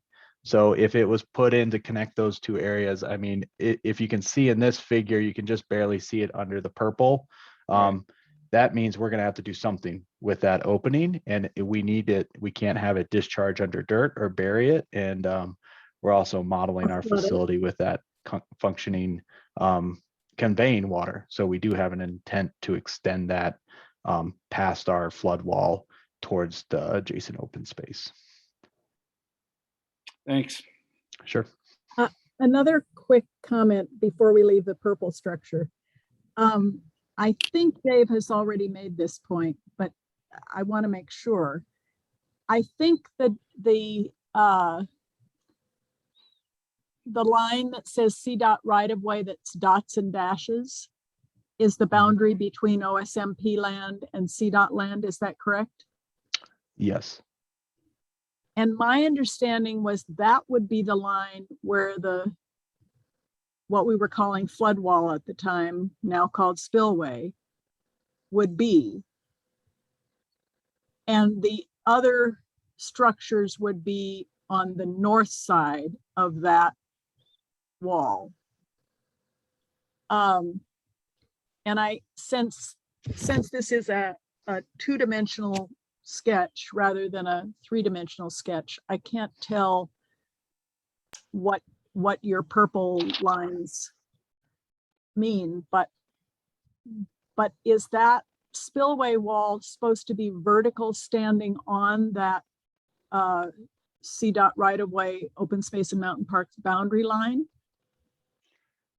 I think the intent is to get it as close as feasible to that line. I think that's how we've talked about it. And I think there will be some engineering that goes into that. So there's a lot happening here. It's not just greenfield kind of along that line. So yeah, kind of, as I said, I think we've definitely heard loud and clear that we need to work closer with OSMP on this wall location. And then also as part of that 30% design update, talk about this whole corridor. I think that would be really valuable rather than just looking at a snapshot of it. So that's. Thank you. Sure.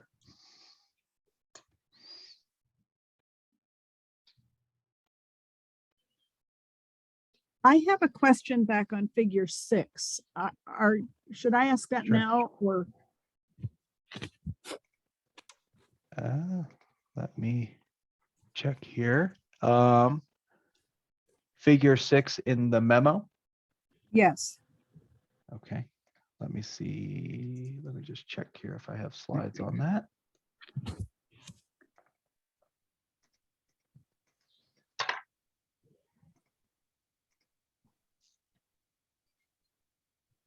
I think you showed that previously. Yes, the hydraulic modeling figure. Right. Yeah, I Great. think it's will just a couple slides back. Sure. Yep. And I Sure, think that's yeah. probably a good place to ask Good, them. right there. My recollection is that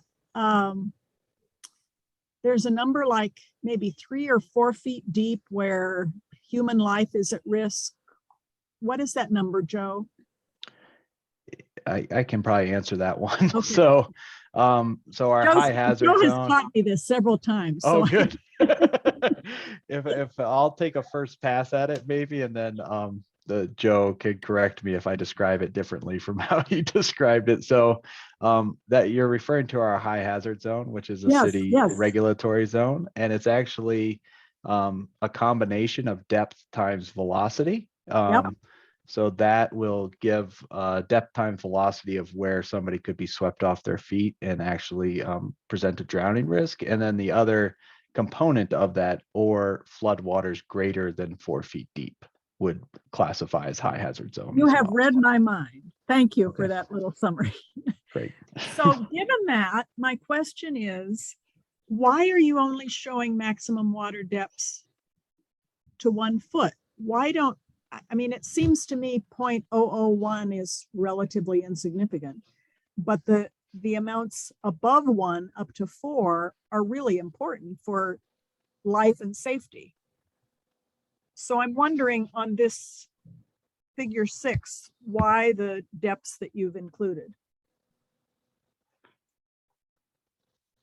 It's a good question. So I guess this figure wasn't intended to represent all the different flood zones we have in the city. I think we could present this with any gradient we want. Typically in the FEMA world, we're looking for changes from a foot to 0 feet. So that's probably why it's scaled the way it is. There's just no other intent than that at this point. But this is just the existing conditions model and just really representing what's going on with the floodplain. So if that's something that might be valuable to show, I think we could definitely grade this differently. It seems to me, given the emphasis on life and safety hazards, that up to 4 feet would be significant, but I may be misconstruing that. And my other question about figure 6 is it says it's the corrected effective model, and there's text that explains that it's been updated and corrected. So I didn't see any side-by-side comparison with the previous model or any explanation about what's different, what's changed. Is there a way to be more explicit about that? Right.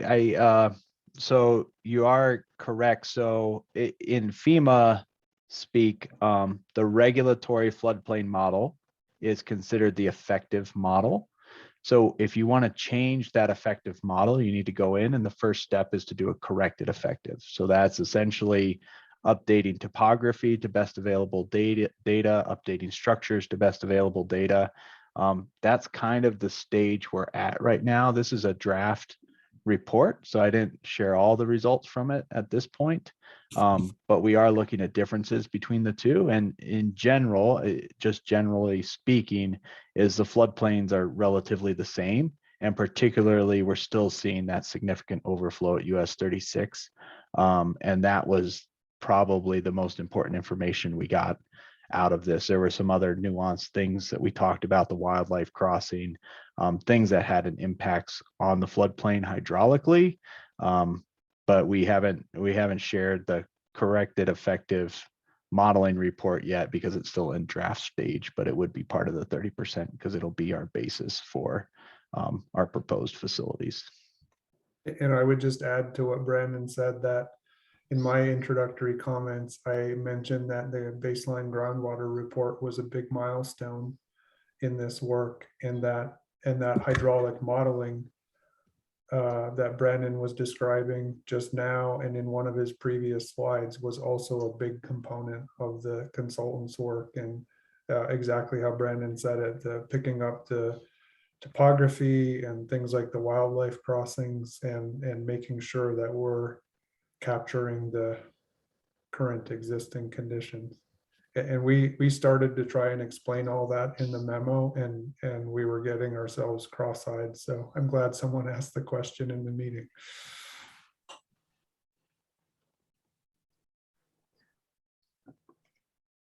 Okay, I'll scooch on through here. So next part of the 30%, just wanted to update folks the geotechnical investigation. So this really helps us identify soils properties, groundwater conditions. As I mentioned, the phase 1 geotechnical investigations was the basis for a lot of that baseline groundwater modeling work we talked about. But we do have a couple more borings shown here on this figure for the phase 2. So we've completed all the borings to date. We are still working on the test pits now. So those are the yellow circles. All the test pits would occur on the CU South property. There wouldn't be any test pits on OSMP, but just wanted to flag this kind of as ongoing work and additional information we'll have for the 30%. The test pits are really focused on our borrow areas and our areas of excavation. So that'll be our embankment materials, things of that nature are really what we're looking at with our phase 2 geotech investigation. So just wanted to flag that as kind of ongoing work and additional information we will have with the 30%. And then the last figure, I did want to include this map. So we did have a project area boundary that we've surveyed for environmental resources and wetlands through our consultants. And we also did collect data from OSMP staff to kind of supplement this map a little bit, but the major update that's happened here is the CU South annexation. As part of their annexation application, they have to submit a wetlands map, which then becomes part of the city's regulatory wetlands. So we just took that additional areas where we didn't have mapping for the entirety of the CU South property and updated it here. It isn't significantly different from what we would have expected on the property. Just wanted to make sure we had a complete map and highlight why this map's been updated. And then that's all I have for preliminary design updates. Any final questions on that last section there? Brandon, are you going to talk about the permitting status next, or should we ask questions now? Yeah, we'll go through kind of the permitting of where we're at when we do the scheduling. And also just kind of, I can update folks if there's questions specific to that when we have the schedule up, because I do have permitting highlighted as a more detail in our schedule update and just kind of the process we're following currently for our environmental permitting. Okay.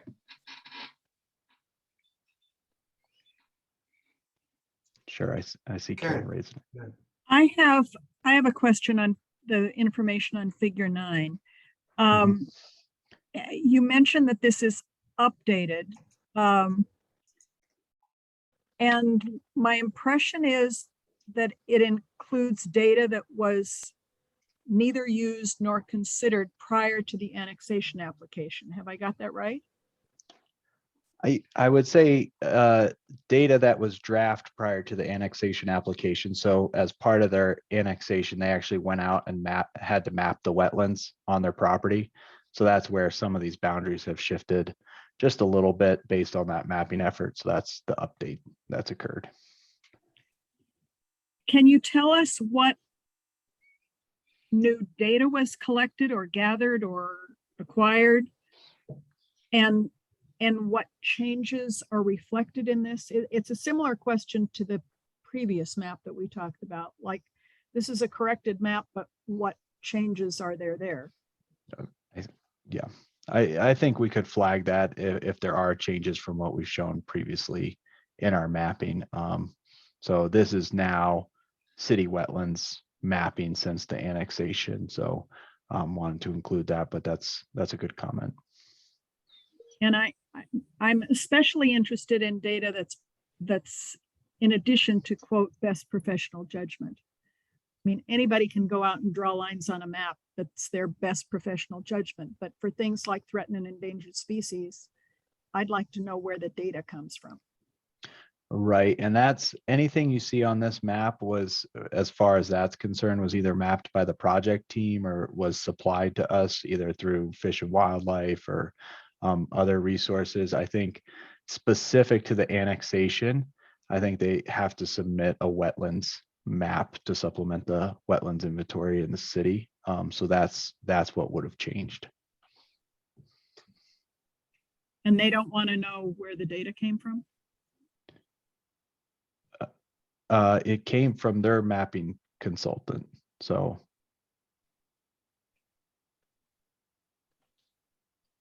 I'll just point out on this one that especially I'm surprised by how much wetlands is marked on the west portion of the property.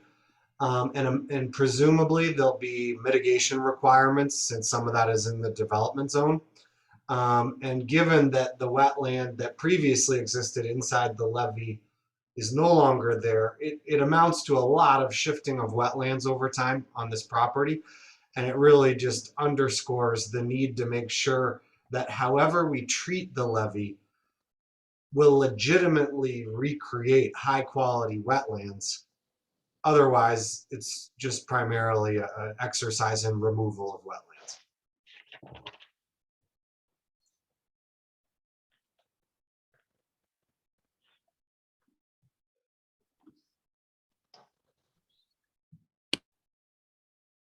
Any other questions on this segment?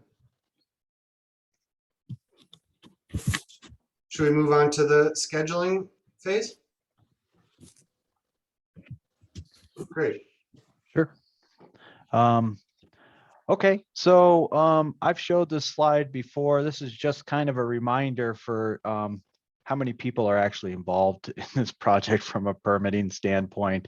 So the Corps of Engineers would actually be our lead agency for wetlands and waters of the US permitting, and that's in conjunction with EPA. FEMA is doing our floodplain reviews. Fish and Wildlife Service is another really important agency, and the way the permitting would work is the Corps, being the lead agency, would go for consultation on threatened and endangered species with Fish and Wildlife. The state natural area programs run by Colorado Parks and Wildlife. There's Department of Transportation, so CDOT, we've talked about some of the interactions there. Department of Water Resources with the irrigation ditches on the property. The Colorado Department of Public Health is interested in water quality. And then the city obviously has wetlands permitting requirements as well.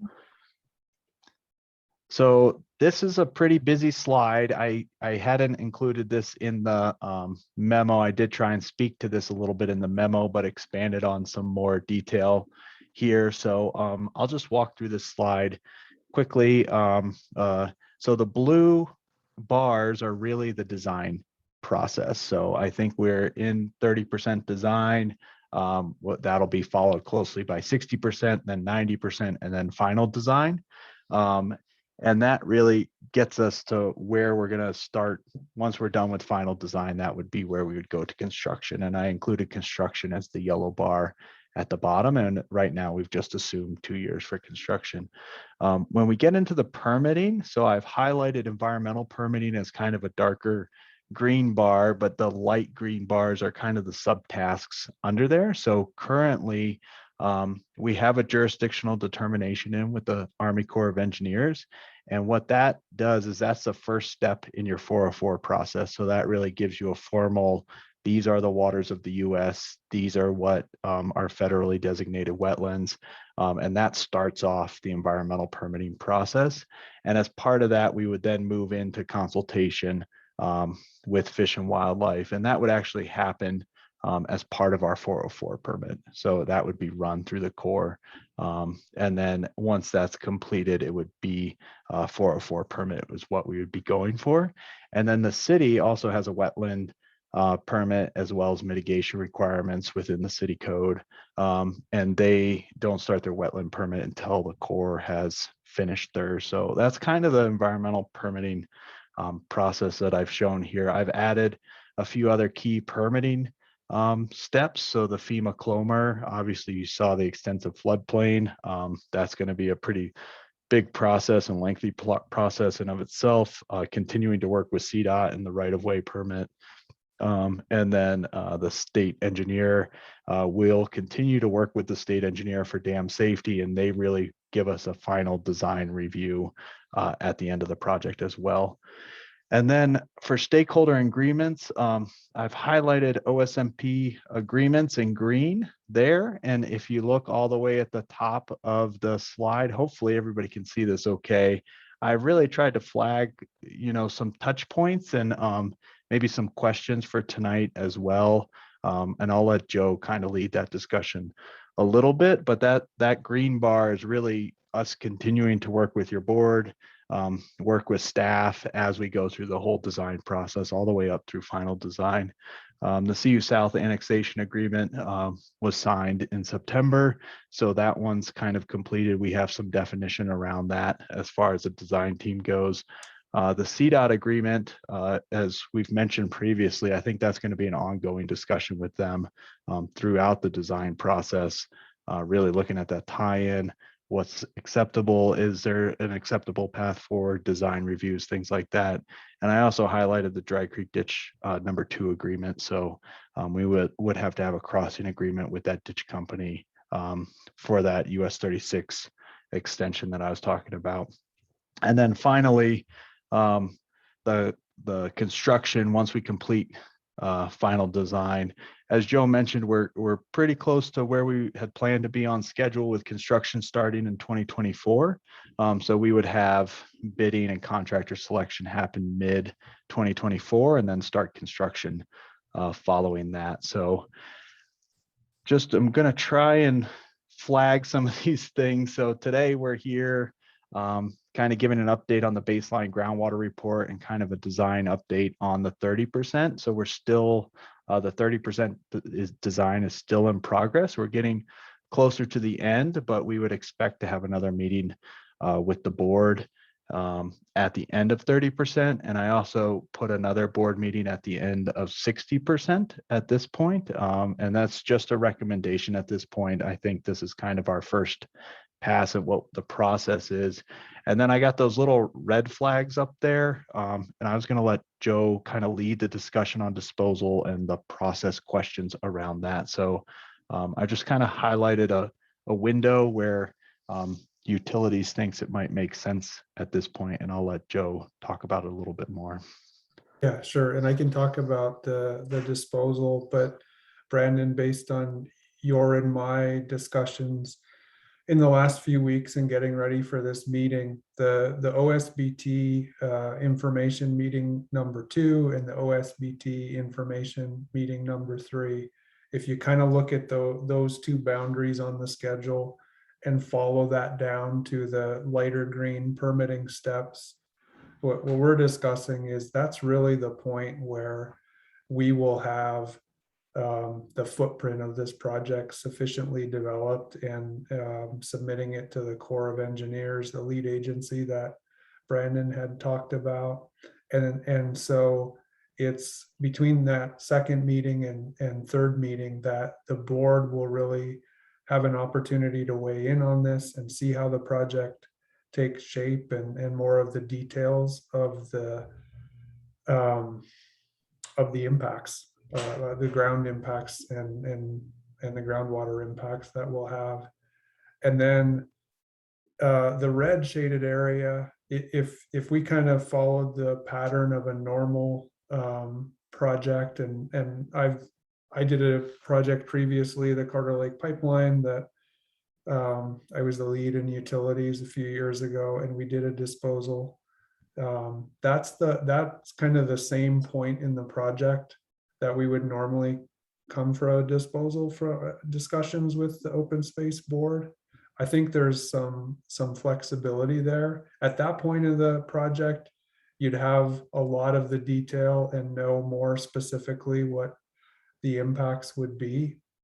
There are other projects that have been done in the city, not necessarily utilities, where there's some flexibility as well. You can do conditional exposure disposal sooner based on less information, and I know the board has done that and sometimes put in the conditions that would have to be met as the project gets detailed out. But it's really that window in the kind of starting probably late Q2 in 2023 and into Q2 2024. Not that we expect the process necessarily to take that long, but that's the window it would fit in. And kind of what we're doing now is more than we would normally do for a utilities project. We might have 3 touches for a board in something that's less complex, where we come to you like we're doing now, give you an overview of kind of what the project's going to be long in advance. And then as we get closer, we'd have a couple of meetings normally where we, in the first meeting, provide detail, give the board an opportunity to ask questions, and give us guidance on what you would need to see for a subsequent meeting to be able to act on the disposal. So that's kind of how that all fits together. And you see that the far end of that red shaded box kind of ties to the start of the bidding and contractor selection. And it's really all the processes of approvals and CDOT and state engineer for all the utilities capital projects that we do. And they're often somewhat complex. We need all those agreements to come together and have all the approvals and the right to use the property to build things once we're going to bid. So I have a question. I don't know if this slide is the best spot for it, but and Joe, I don't know if you were finished. I'm sorry, I thought you were done, but if you have more to add, go ahead first. no, I was definitely done, and that was kind of a lot that I just dumped on everybody. So and there's as Brandon said, there's a lot going on this slide. So absolutely willing to spend some time on it with the board and talk through it. So my question is, and I'm not sure who I would be directing this question to. I was listening to the city council meeting last night, and there was a lot of discussion related to getting a recommendation from TAB or the design advisory board related to things within this project. Obviously not necessarily the dam, but it crossed me when I was listening to that, you know, how much we may or may not be compartmentalizing our role in this. And when I was listening to that, I was trying to figure out when that meeting would take place for those other advisory boards. And I wonder if there is a way that whether it's RAB or TAB or Design Advisory Board, that if anything related to this project is discussed, that we could somehow get an update related to that in some way, shape, or form, that we can then, you know, do our own due diligence and go back and listen to the meeting. But it just seemed like there would be a lot to keep up with between all the different components, and what was discussed last night made me feel that in not directly, but it could affect OSBT, and it would be information that I would like to have.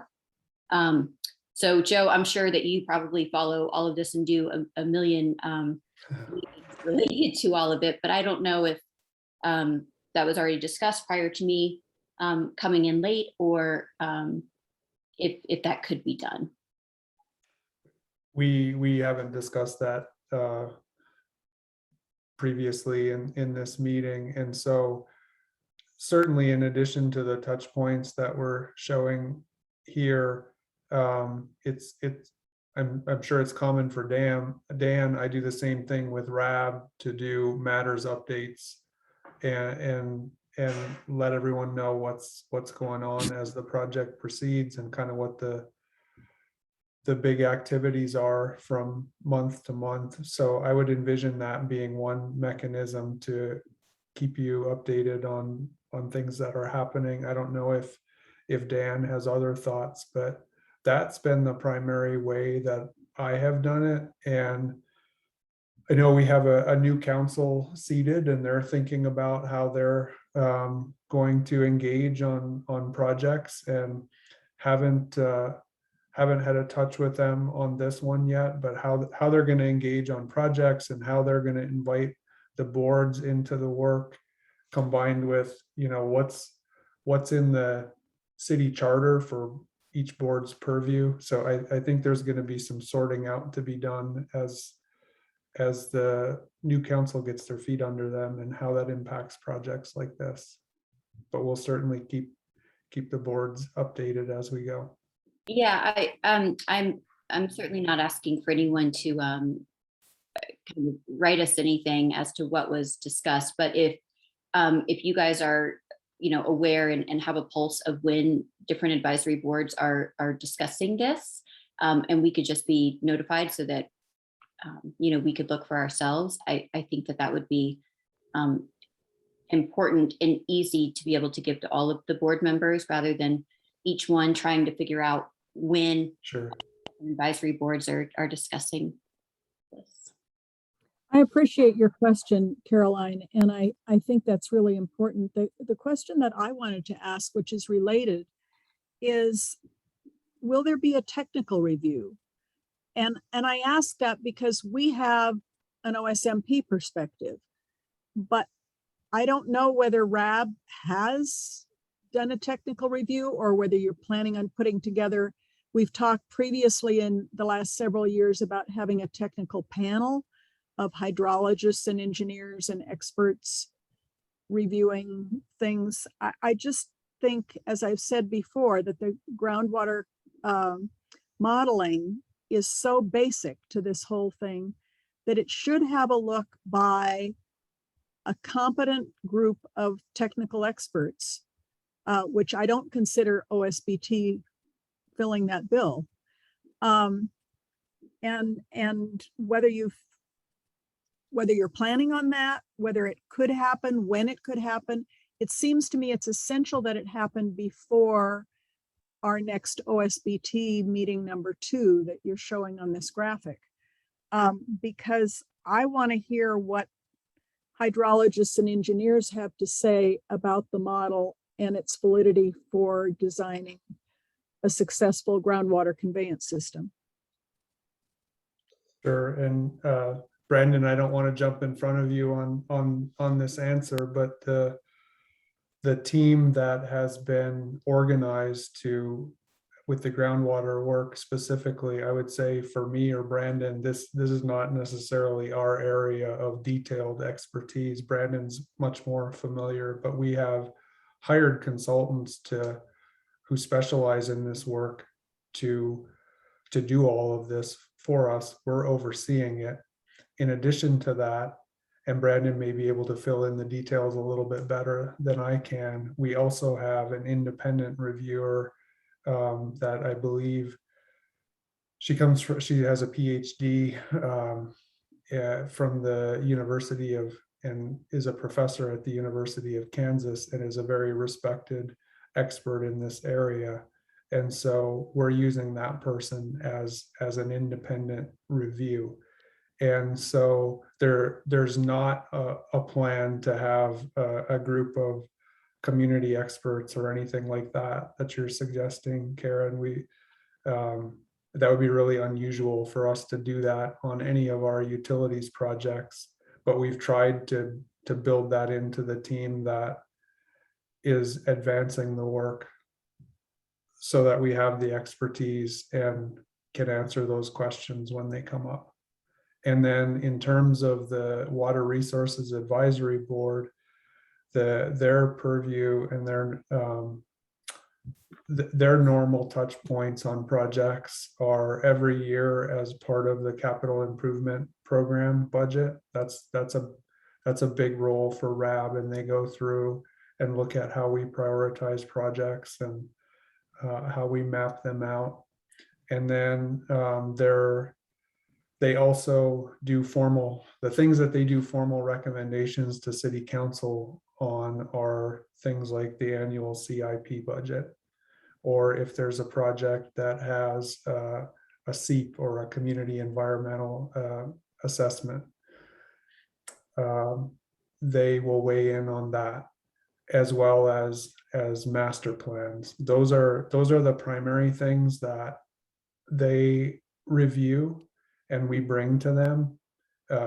Historically have not done detailed technical review of our projects, and like the OSBT members, they're people that have, or individuals that have some amount of expertise in the areas we're working, but it usually varies between people who might be attorneys or work for a state agency or that kind of thing. They won't necessarily have specific expertise on a project like this. Sometimes they do. We have previously, we had a board member who had a very similar background to mine and Brandon's, and we currently have one that has a lot of expertise in this groundwater area, and certainly we'll want to be connecting with and inviting that individual into the mix as we're going forward. And Brandon and I have been trying to do that informally for the past year or so, and look to continue that. This is somewhat related, I guess, although a more specific question. Will U.S. Fish and Wildlife be reviewing anything other than the impacts in the project footprint? Or will they also be considering any of the elements of the groundwater and downstream potential impact?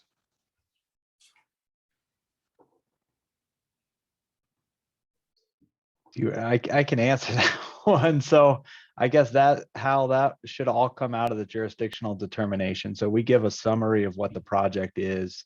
And then even though it may not be waters of the US, the Corps still needs to consult for the entirety of the project with Fish and Wildlife.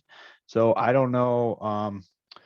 We are doing the groundwater conveyance system. We are going to share that with them. I think they're going to be looking at specifically T&E impacts for Fish and Wildlife. That'll be what the consultation's for.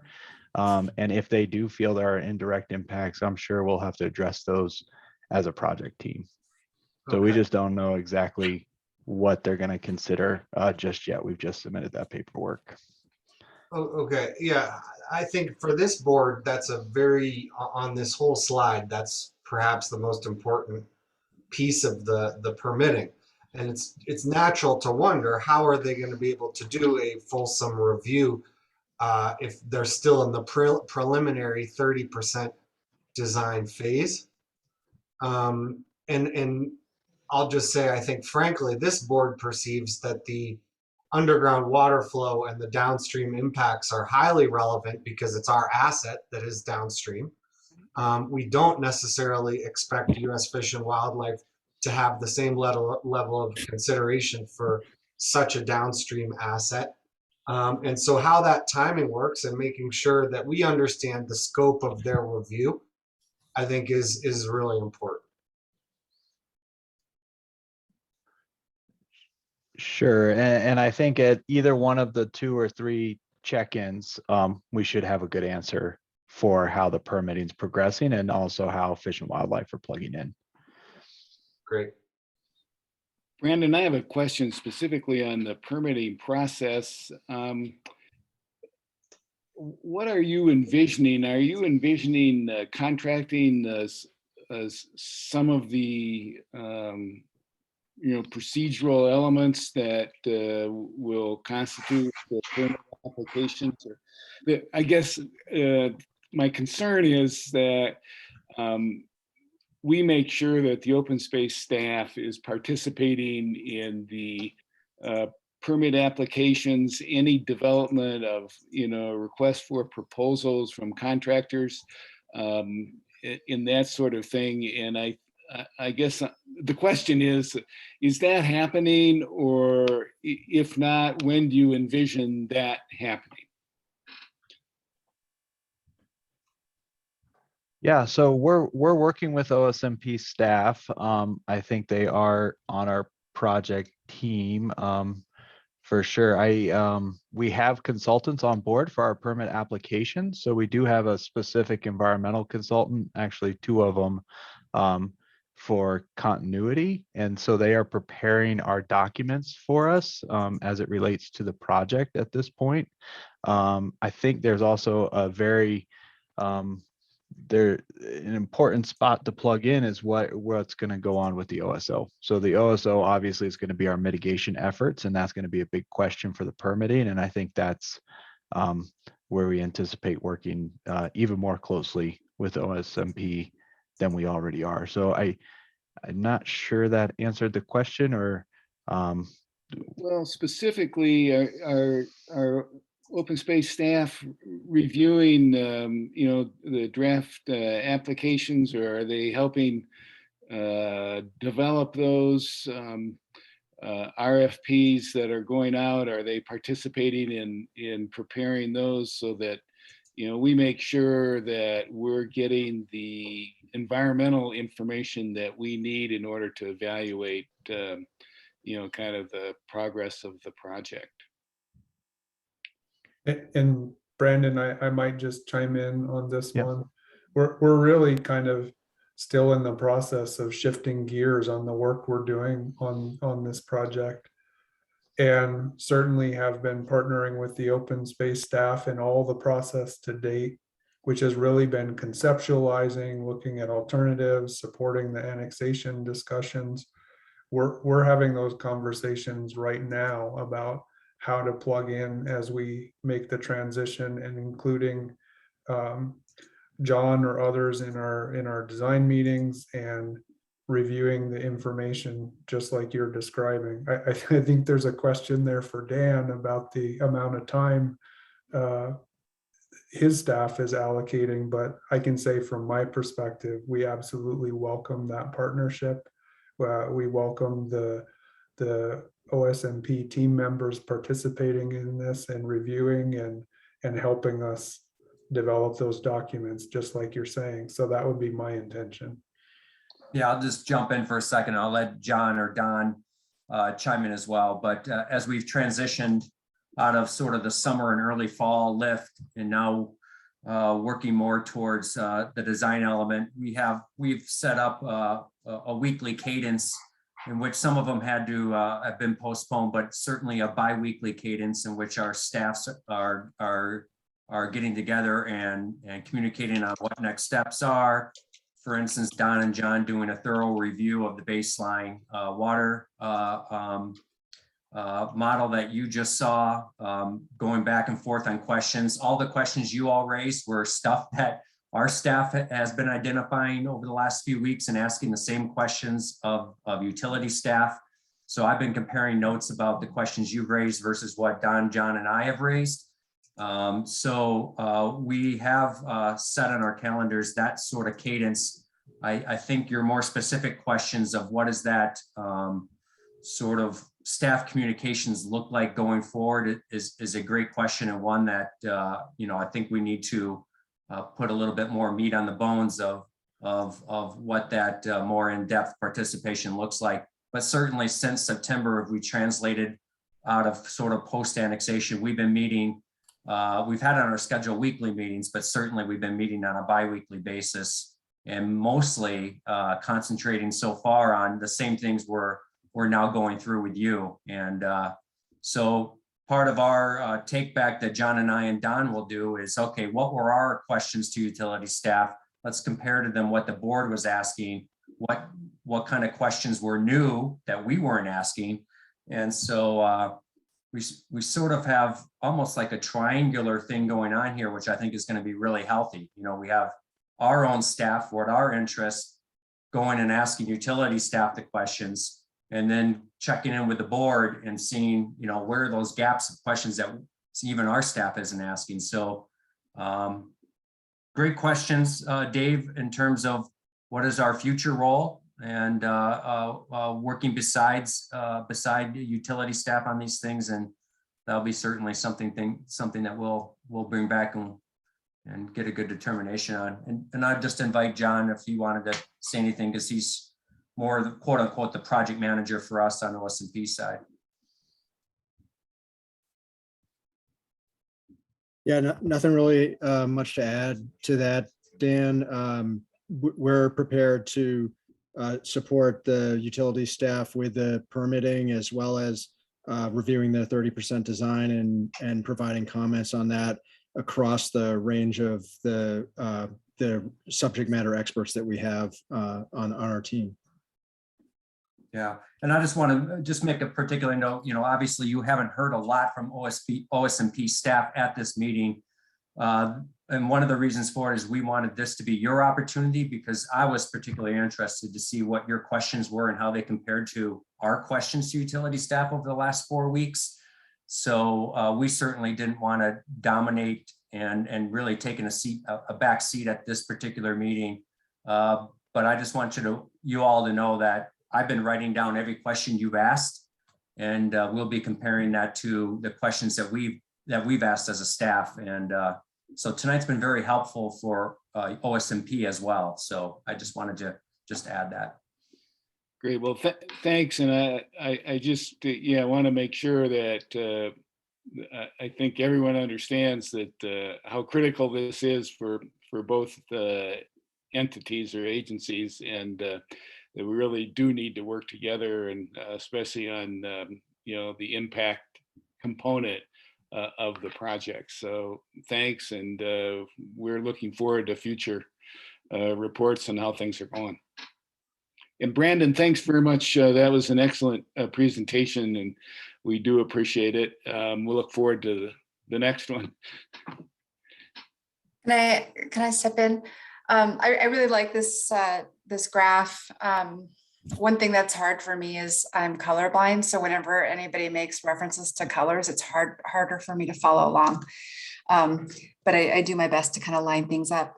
I have a question when you're with the bar of stakeholder agreements.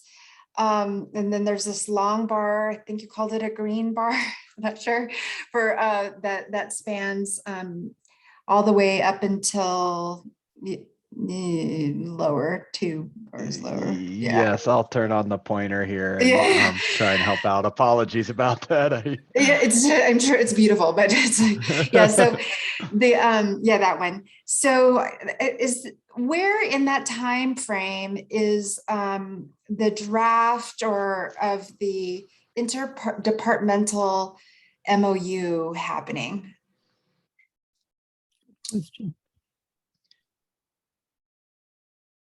That is a good question for sure. I think, yes, I'm not sure how somebody's going to have to help me with the process and how the disposal and those two things interact. Yeah, imagine that comes before the first flag of OSBT disposal ? I'm not sure, but yeah. I think that the terms of that MOU are very of great interest to the board, certainly. We typically we would do something like that in conjunction with the disposal. So we would have that agreement as part of the disposal package that would come forward to the board. So like you'd be negotiating it between the two departments, and then you'd have kind of a draft that we would review before as part of the request to dispose. Okay. So somewhere in that first flag-ish of OSBT disposal ? Q3 2023.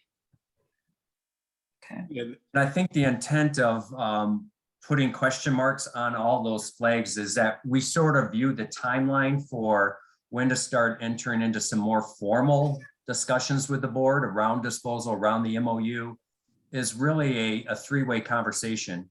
Utility staff is certainly going to be the requester, and so they'll put the formal request into us, but they certainly wouldn't want to do that and at a time or at a junction that was not going to be supported from a timeline perspective from our staff or the board.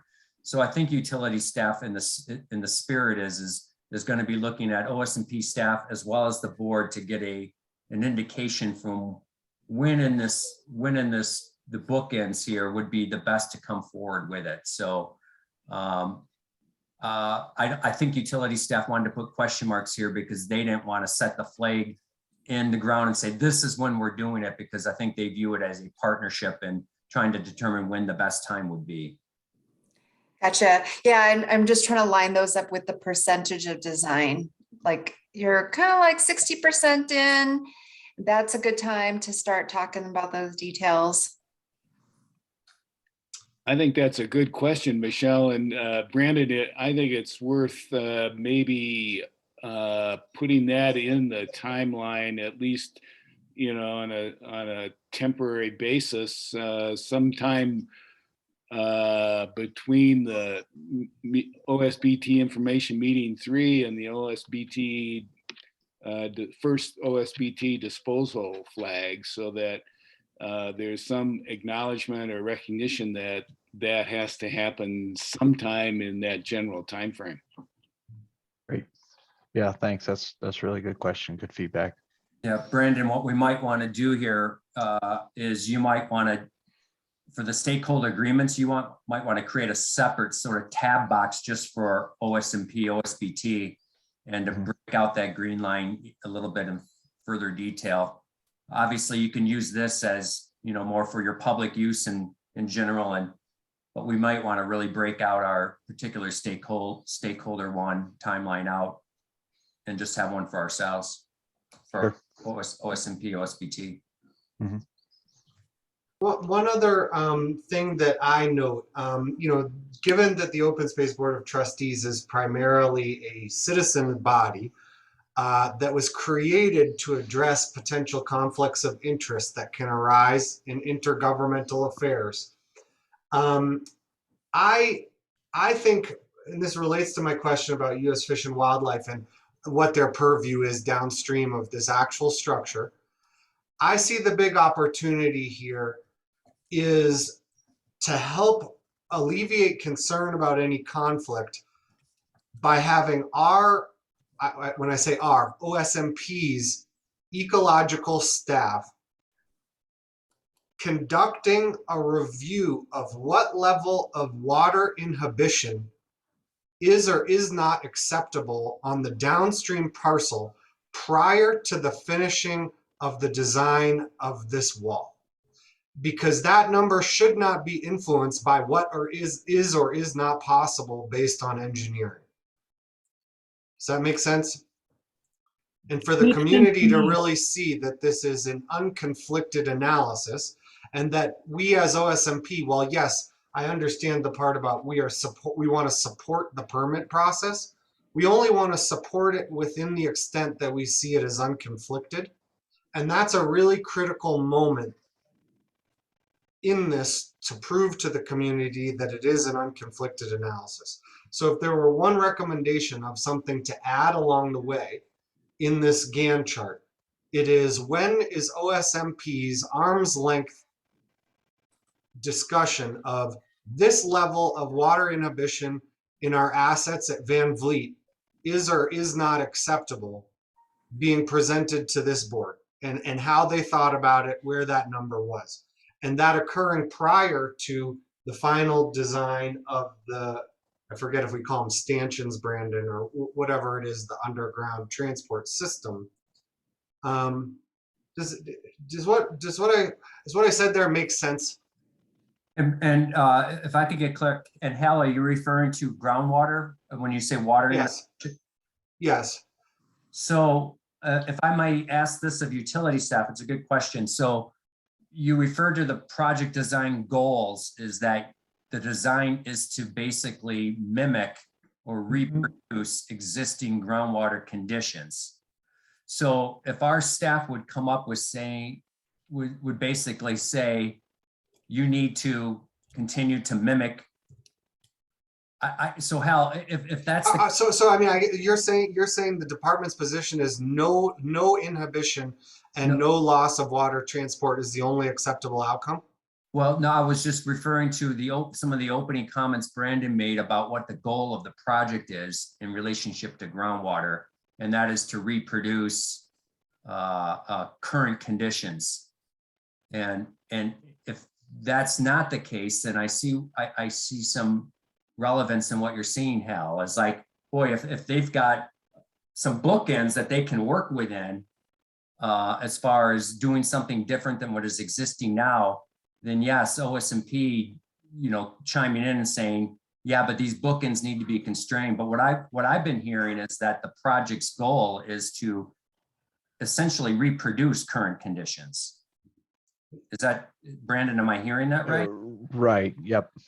Except for, I mean, the direct vicinity of the groundwater conveyance system, right? There will be some changes there, but that will be directly under the flood wall. And then everywhere else, we would be not adversely impacting the groundwater system. Well, I'm delighted to hear that from the simplistic non-engineer's viewpoint, a wall of that magnitude with that much foundation it would be hard to imagine getting 100% non-impact. But if that's really the goal, and also what the department feels is necessary to protect our downstream endangered and threatened assets, then I think it's just important that we clarify those bookends and what we're looking at for the community up front, so that we're not making adjustments in those expectations after realizations of what are possible or not possible in the true engineering outcome. Yeah, I mean, I believe that's our criteria, and that's hopefully a shared goal between the utilities department and the OSMP department, is that there won't be any impact, and the same amount of groundwater will be headed downstream once the project is complete. Well, that's great if we just clarified that right here and right now, that no inhibition is the goal. Then I think that's clear for the community where the goalposts are.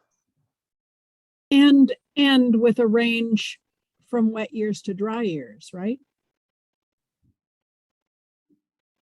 I mean, it's not going to be the same every single year, I believe. Is that true? But I think our goal is to mimic existing conditions, whether it's wet or dry, Okay. and Right, and we don't want to force the water.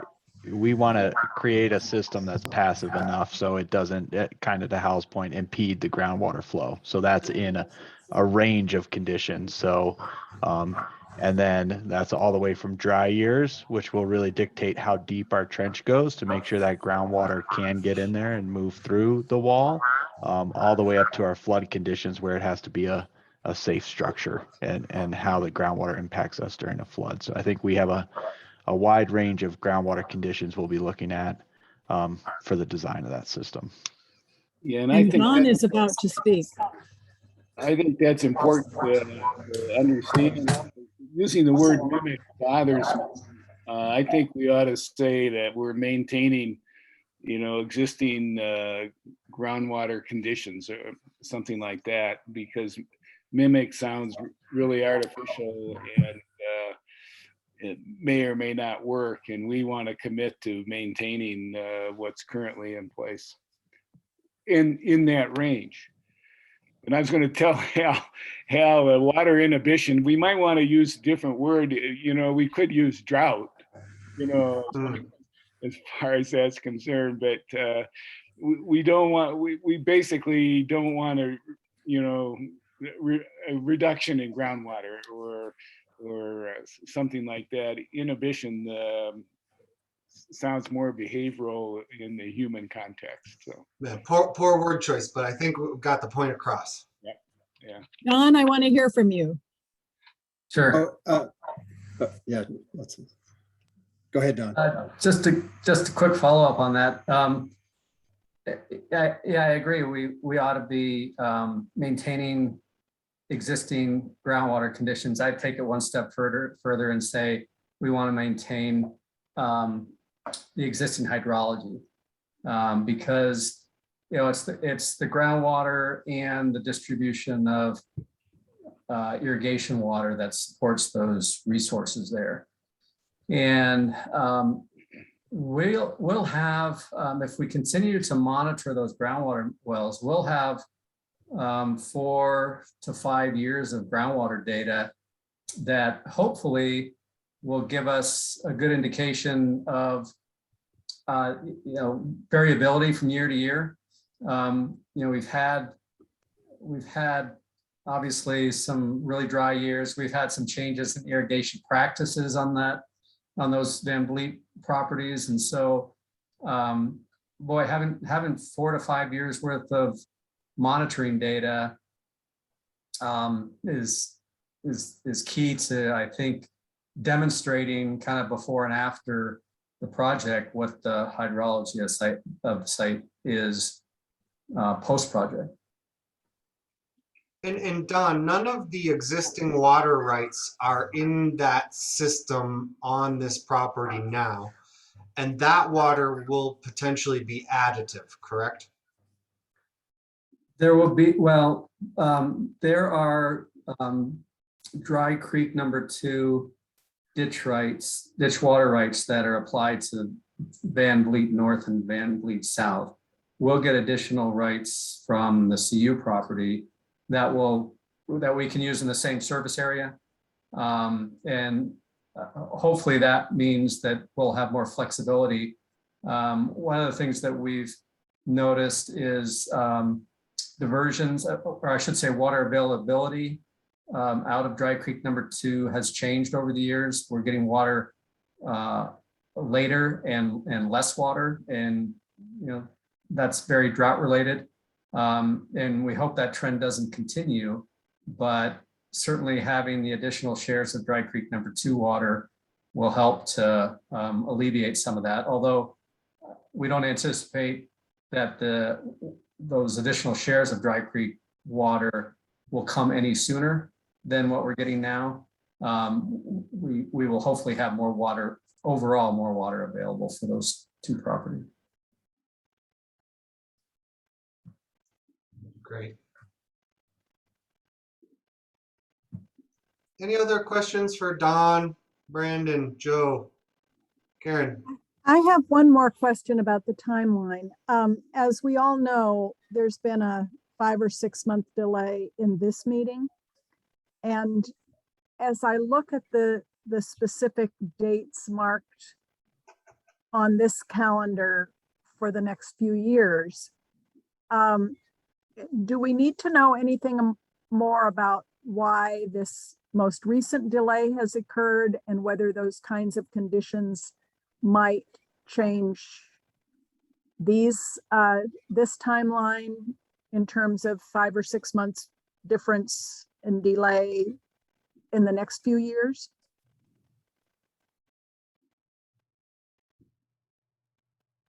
I'm not sure I'm following where. Well, we were what- told last June that we were going to get the groundwater monitoring report, and then in July, and now it's December. So there's been a delay this year in getting to this meeting. And I'm wondering if the conditions that have led to that are going to be cropping up over the next few years, so that we should anticipate in this timeline that there may be additional 5 or 6 month delays. I guess as the project team, I hear where you're coming from. We're not tracking it the same way. And certainly any project, especially one this complex, has the potential for delays.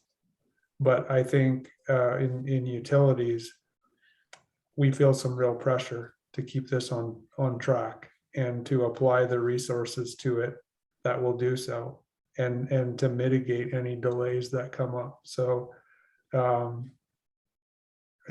certainly don't want to freak Brandon out. He knows, and we've talked about, I feel that is the expectation of us.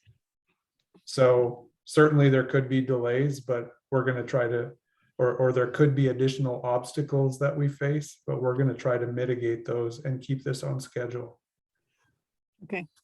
Can I guarantee that? No. I couldn't for any project that we do, large, medium, or big or small. I think Karen, just to kind of chime in a little bit, and this is my own personal perspective, not Joe or Brandon's, but when we encourage the showing of a timeline like this, or when we did so, and I say we, I'm just talking about city staff, did a similar for 2021 when we in January tried to estimate what those timelines were. We know we're sticking our neck out in a way, but we're trying to err on the side of, hey, if this is sort of our best thinking, let's put it out there, even though we run the risk of somebody calling us one day and saying, hey, look, you were off 5 months from what you told us to. Right now, when we talked about this slide, in fact, when our two staffs met about 2 weeks ago to look at this is where we came together, and basically we were saying, I think it's really important for us to put this out here in this way, even though we didn't have this slide developed really until a couple of weeks ago, just to say, if this is our best thinking, let's just let the board know what our best thinking is at this moment. The risk is this may be off a little bit as we go down, but the spirit in putting this together to you right now is this is what we're thinking. So we want to let you know what we're thinking and just putting it out there. And there's some risk in doing that. And yeah, it may not fall this way, but and I'm sort of speaking for Joe in that sense, because I think agree about whether or not to show this level of detail at this meeting when we're really, you all aren't really sure. So. yeah, and then I appreciate that, Dan. And the one other thing that I just thought of is it's pretty normal for projects. Like if you look at the Dry Creek Ditch number 2 agreement, for example, basically the whole line that's that shaded box that we're talking about, the OSBT disposal. And maybe this is a bad example, but what really matters is that we get all of those things completed before we put out a set of bid documents. It would be pretty normal for some of these line items that have some space and some flexibility to work with to shift over the course of a project. And in most cases, that shift is it happens later. But when you have a milestone that we're trying to hit, and that we're really motivated as a goal, I would expect some of those things to move towards the right side of that shaded box that have some space. But again, the goal is to keep it on schedule. I don't know if that made sense or if I just created confusion. Well, I think the one thing for certain is I'll work with OSBT chair, and when we do our scheduling to look at that next meeting, I mean, that's the short term, is somewhere in late, first half of 2022, we'll be back. Utility staff will be back in front of us and with a completed sort of finalized 30% design. And when we get word from Joe and Brandon, when they have a high degree of confidence when that will be, we'll start to daylight that on our upcoming calendar. Great. Well, if there's anything else or not, we are running a bit past what we planned. I hope everybody found this helpful. We certainly appreciate you letting us sprinkle questions throughout. The interactive nature of it was very, very helpful, Brandon, so thank you. Anything else from anyone before we close this study session down? Wonderful. Well, thanks everybody for your time again. Have a great evening, and we'll see you for our regular meeting soon. Thanks, everyone. Thank you. Thank all. you.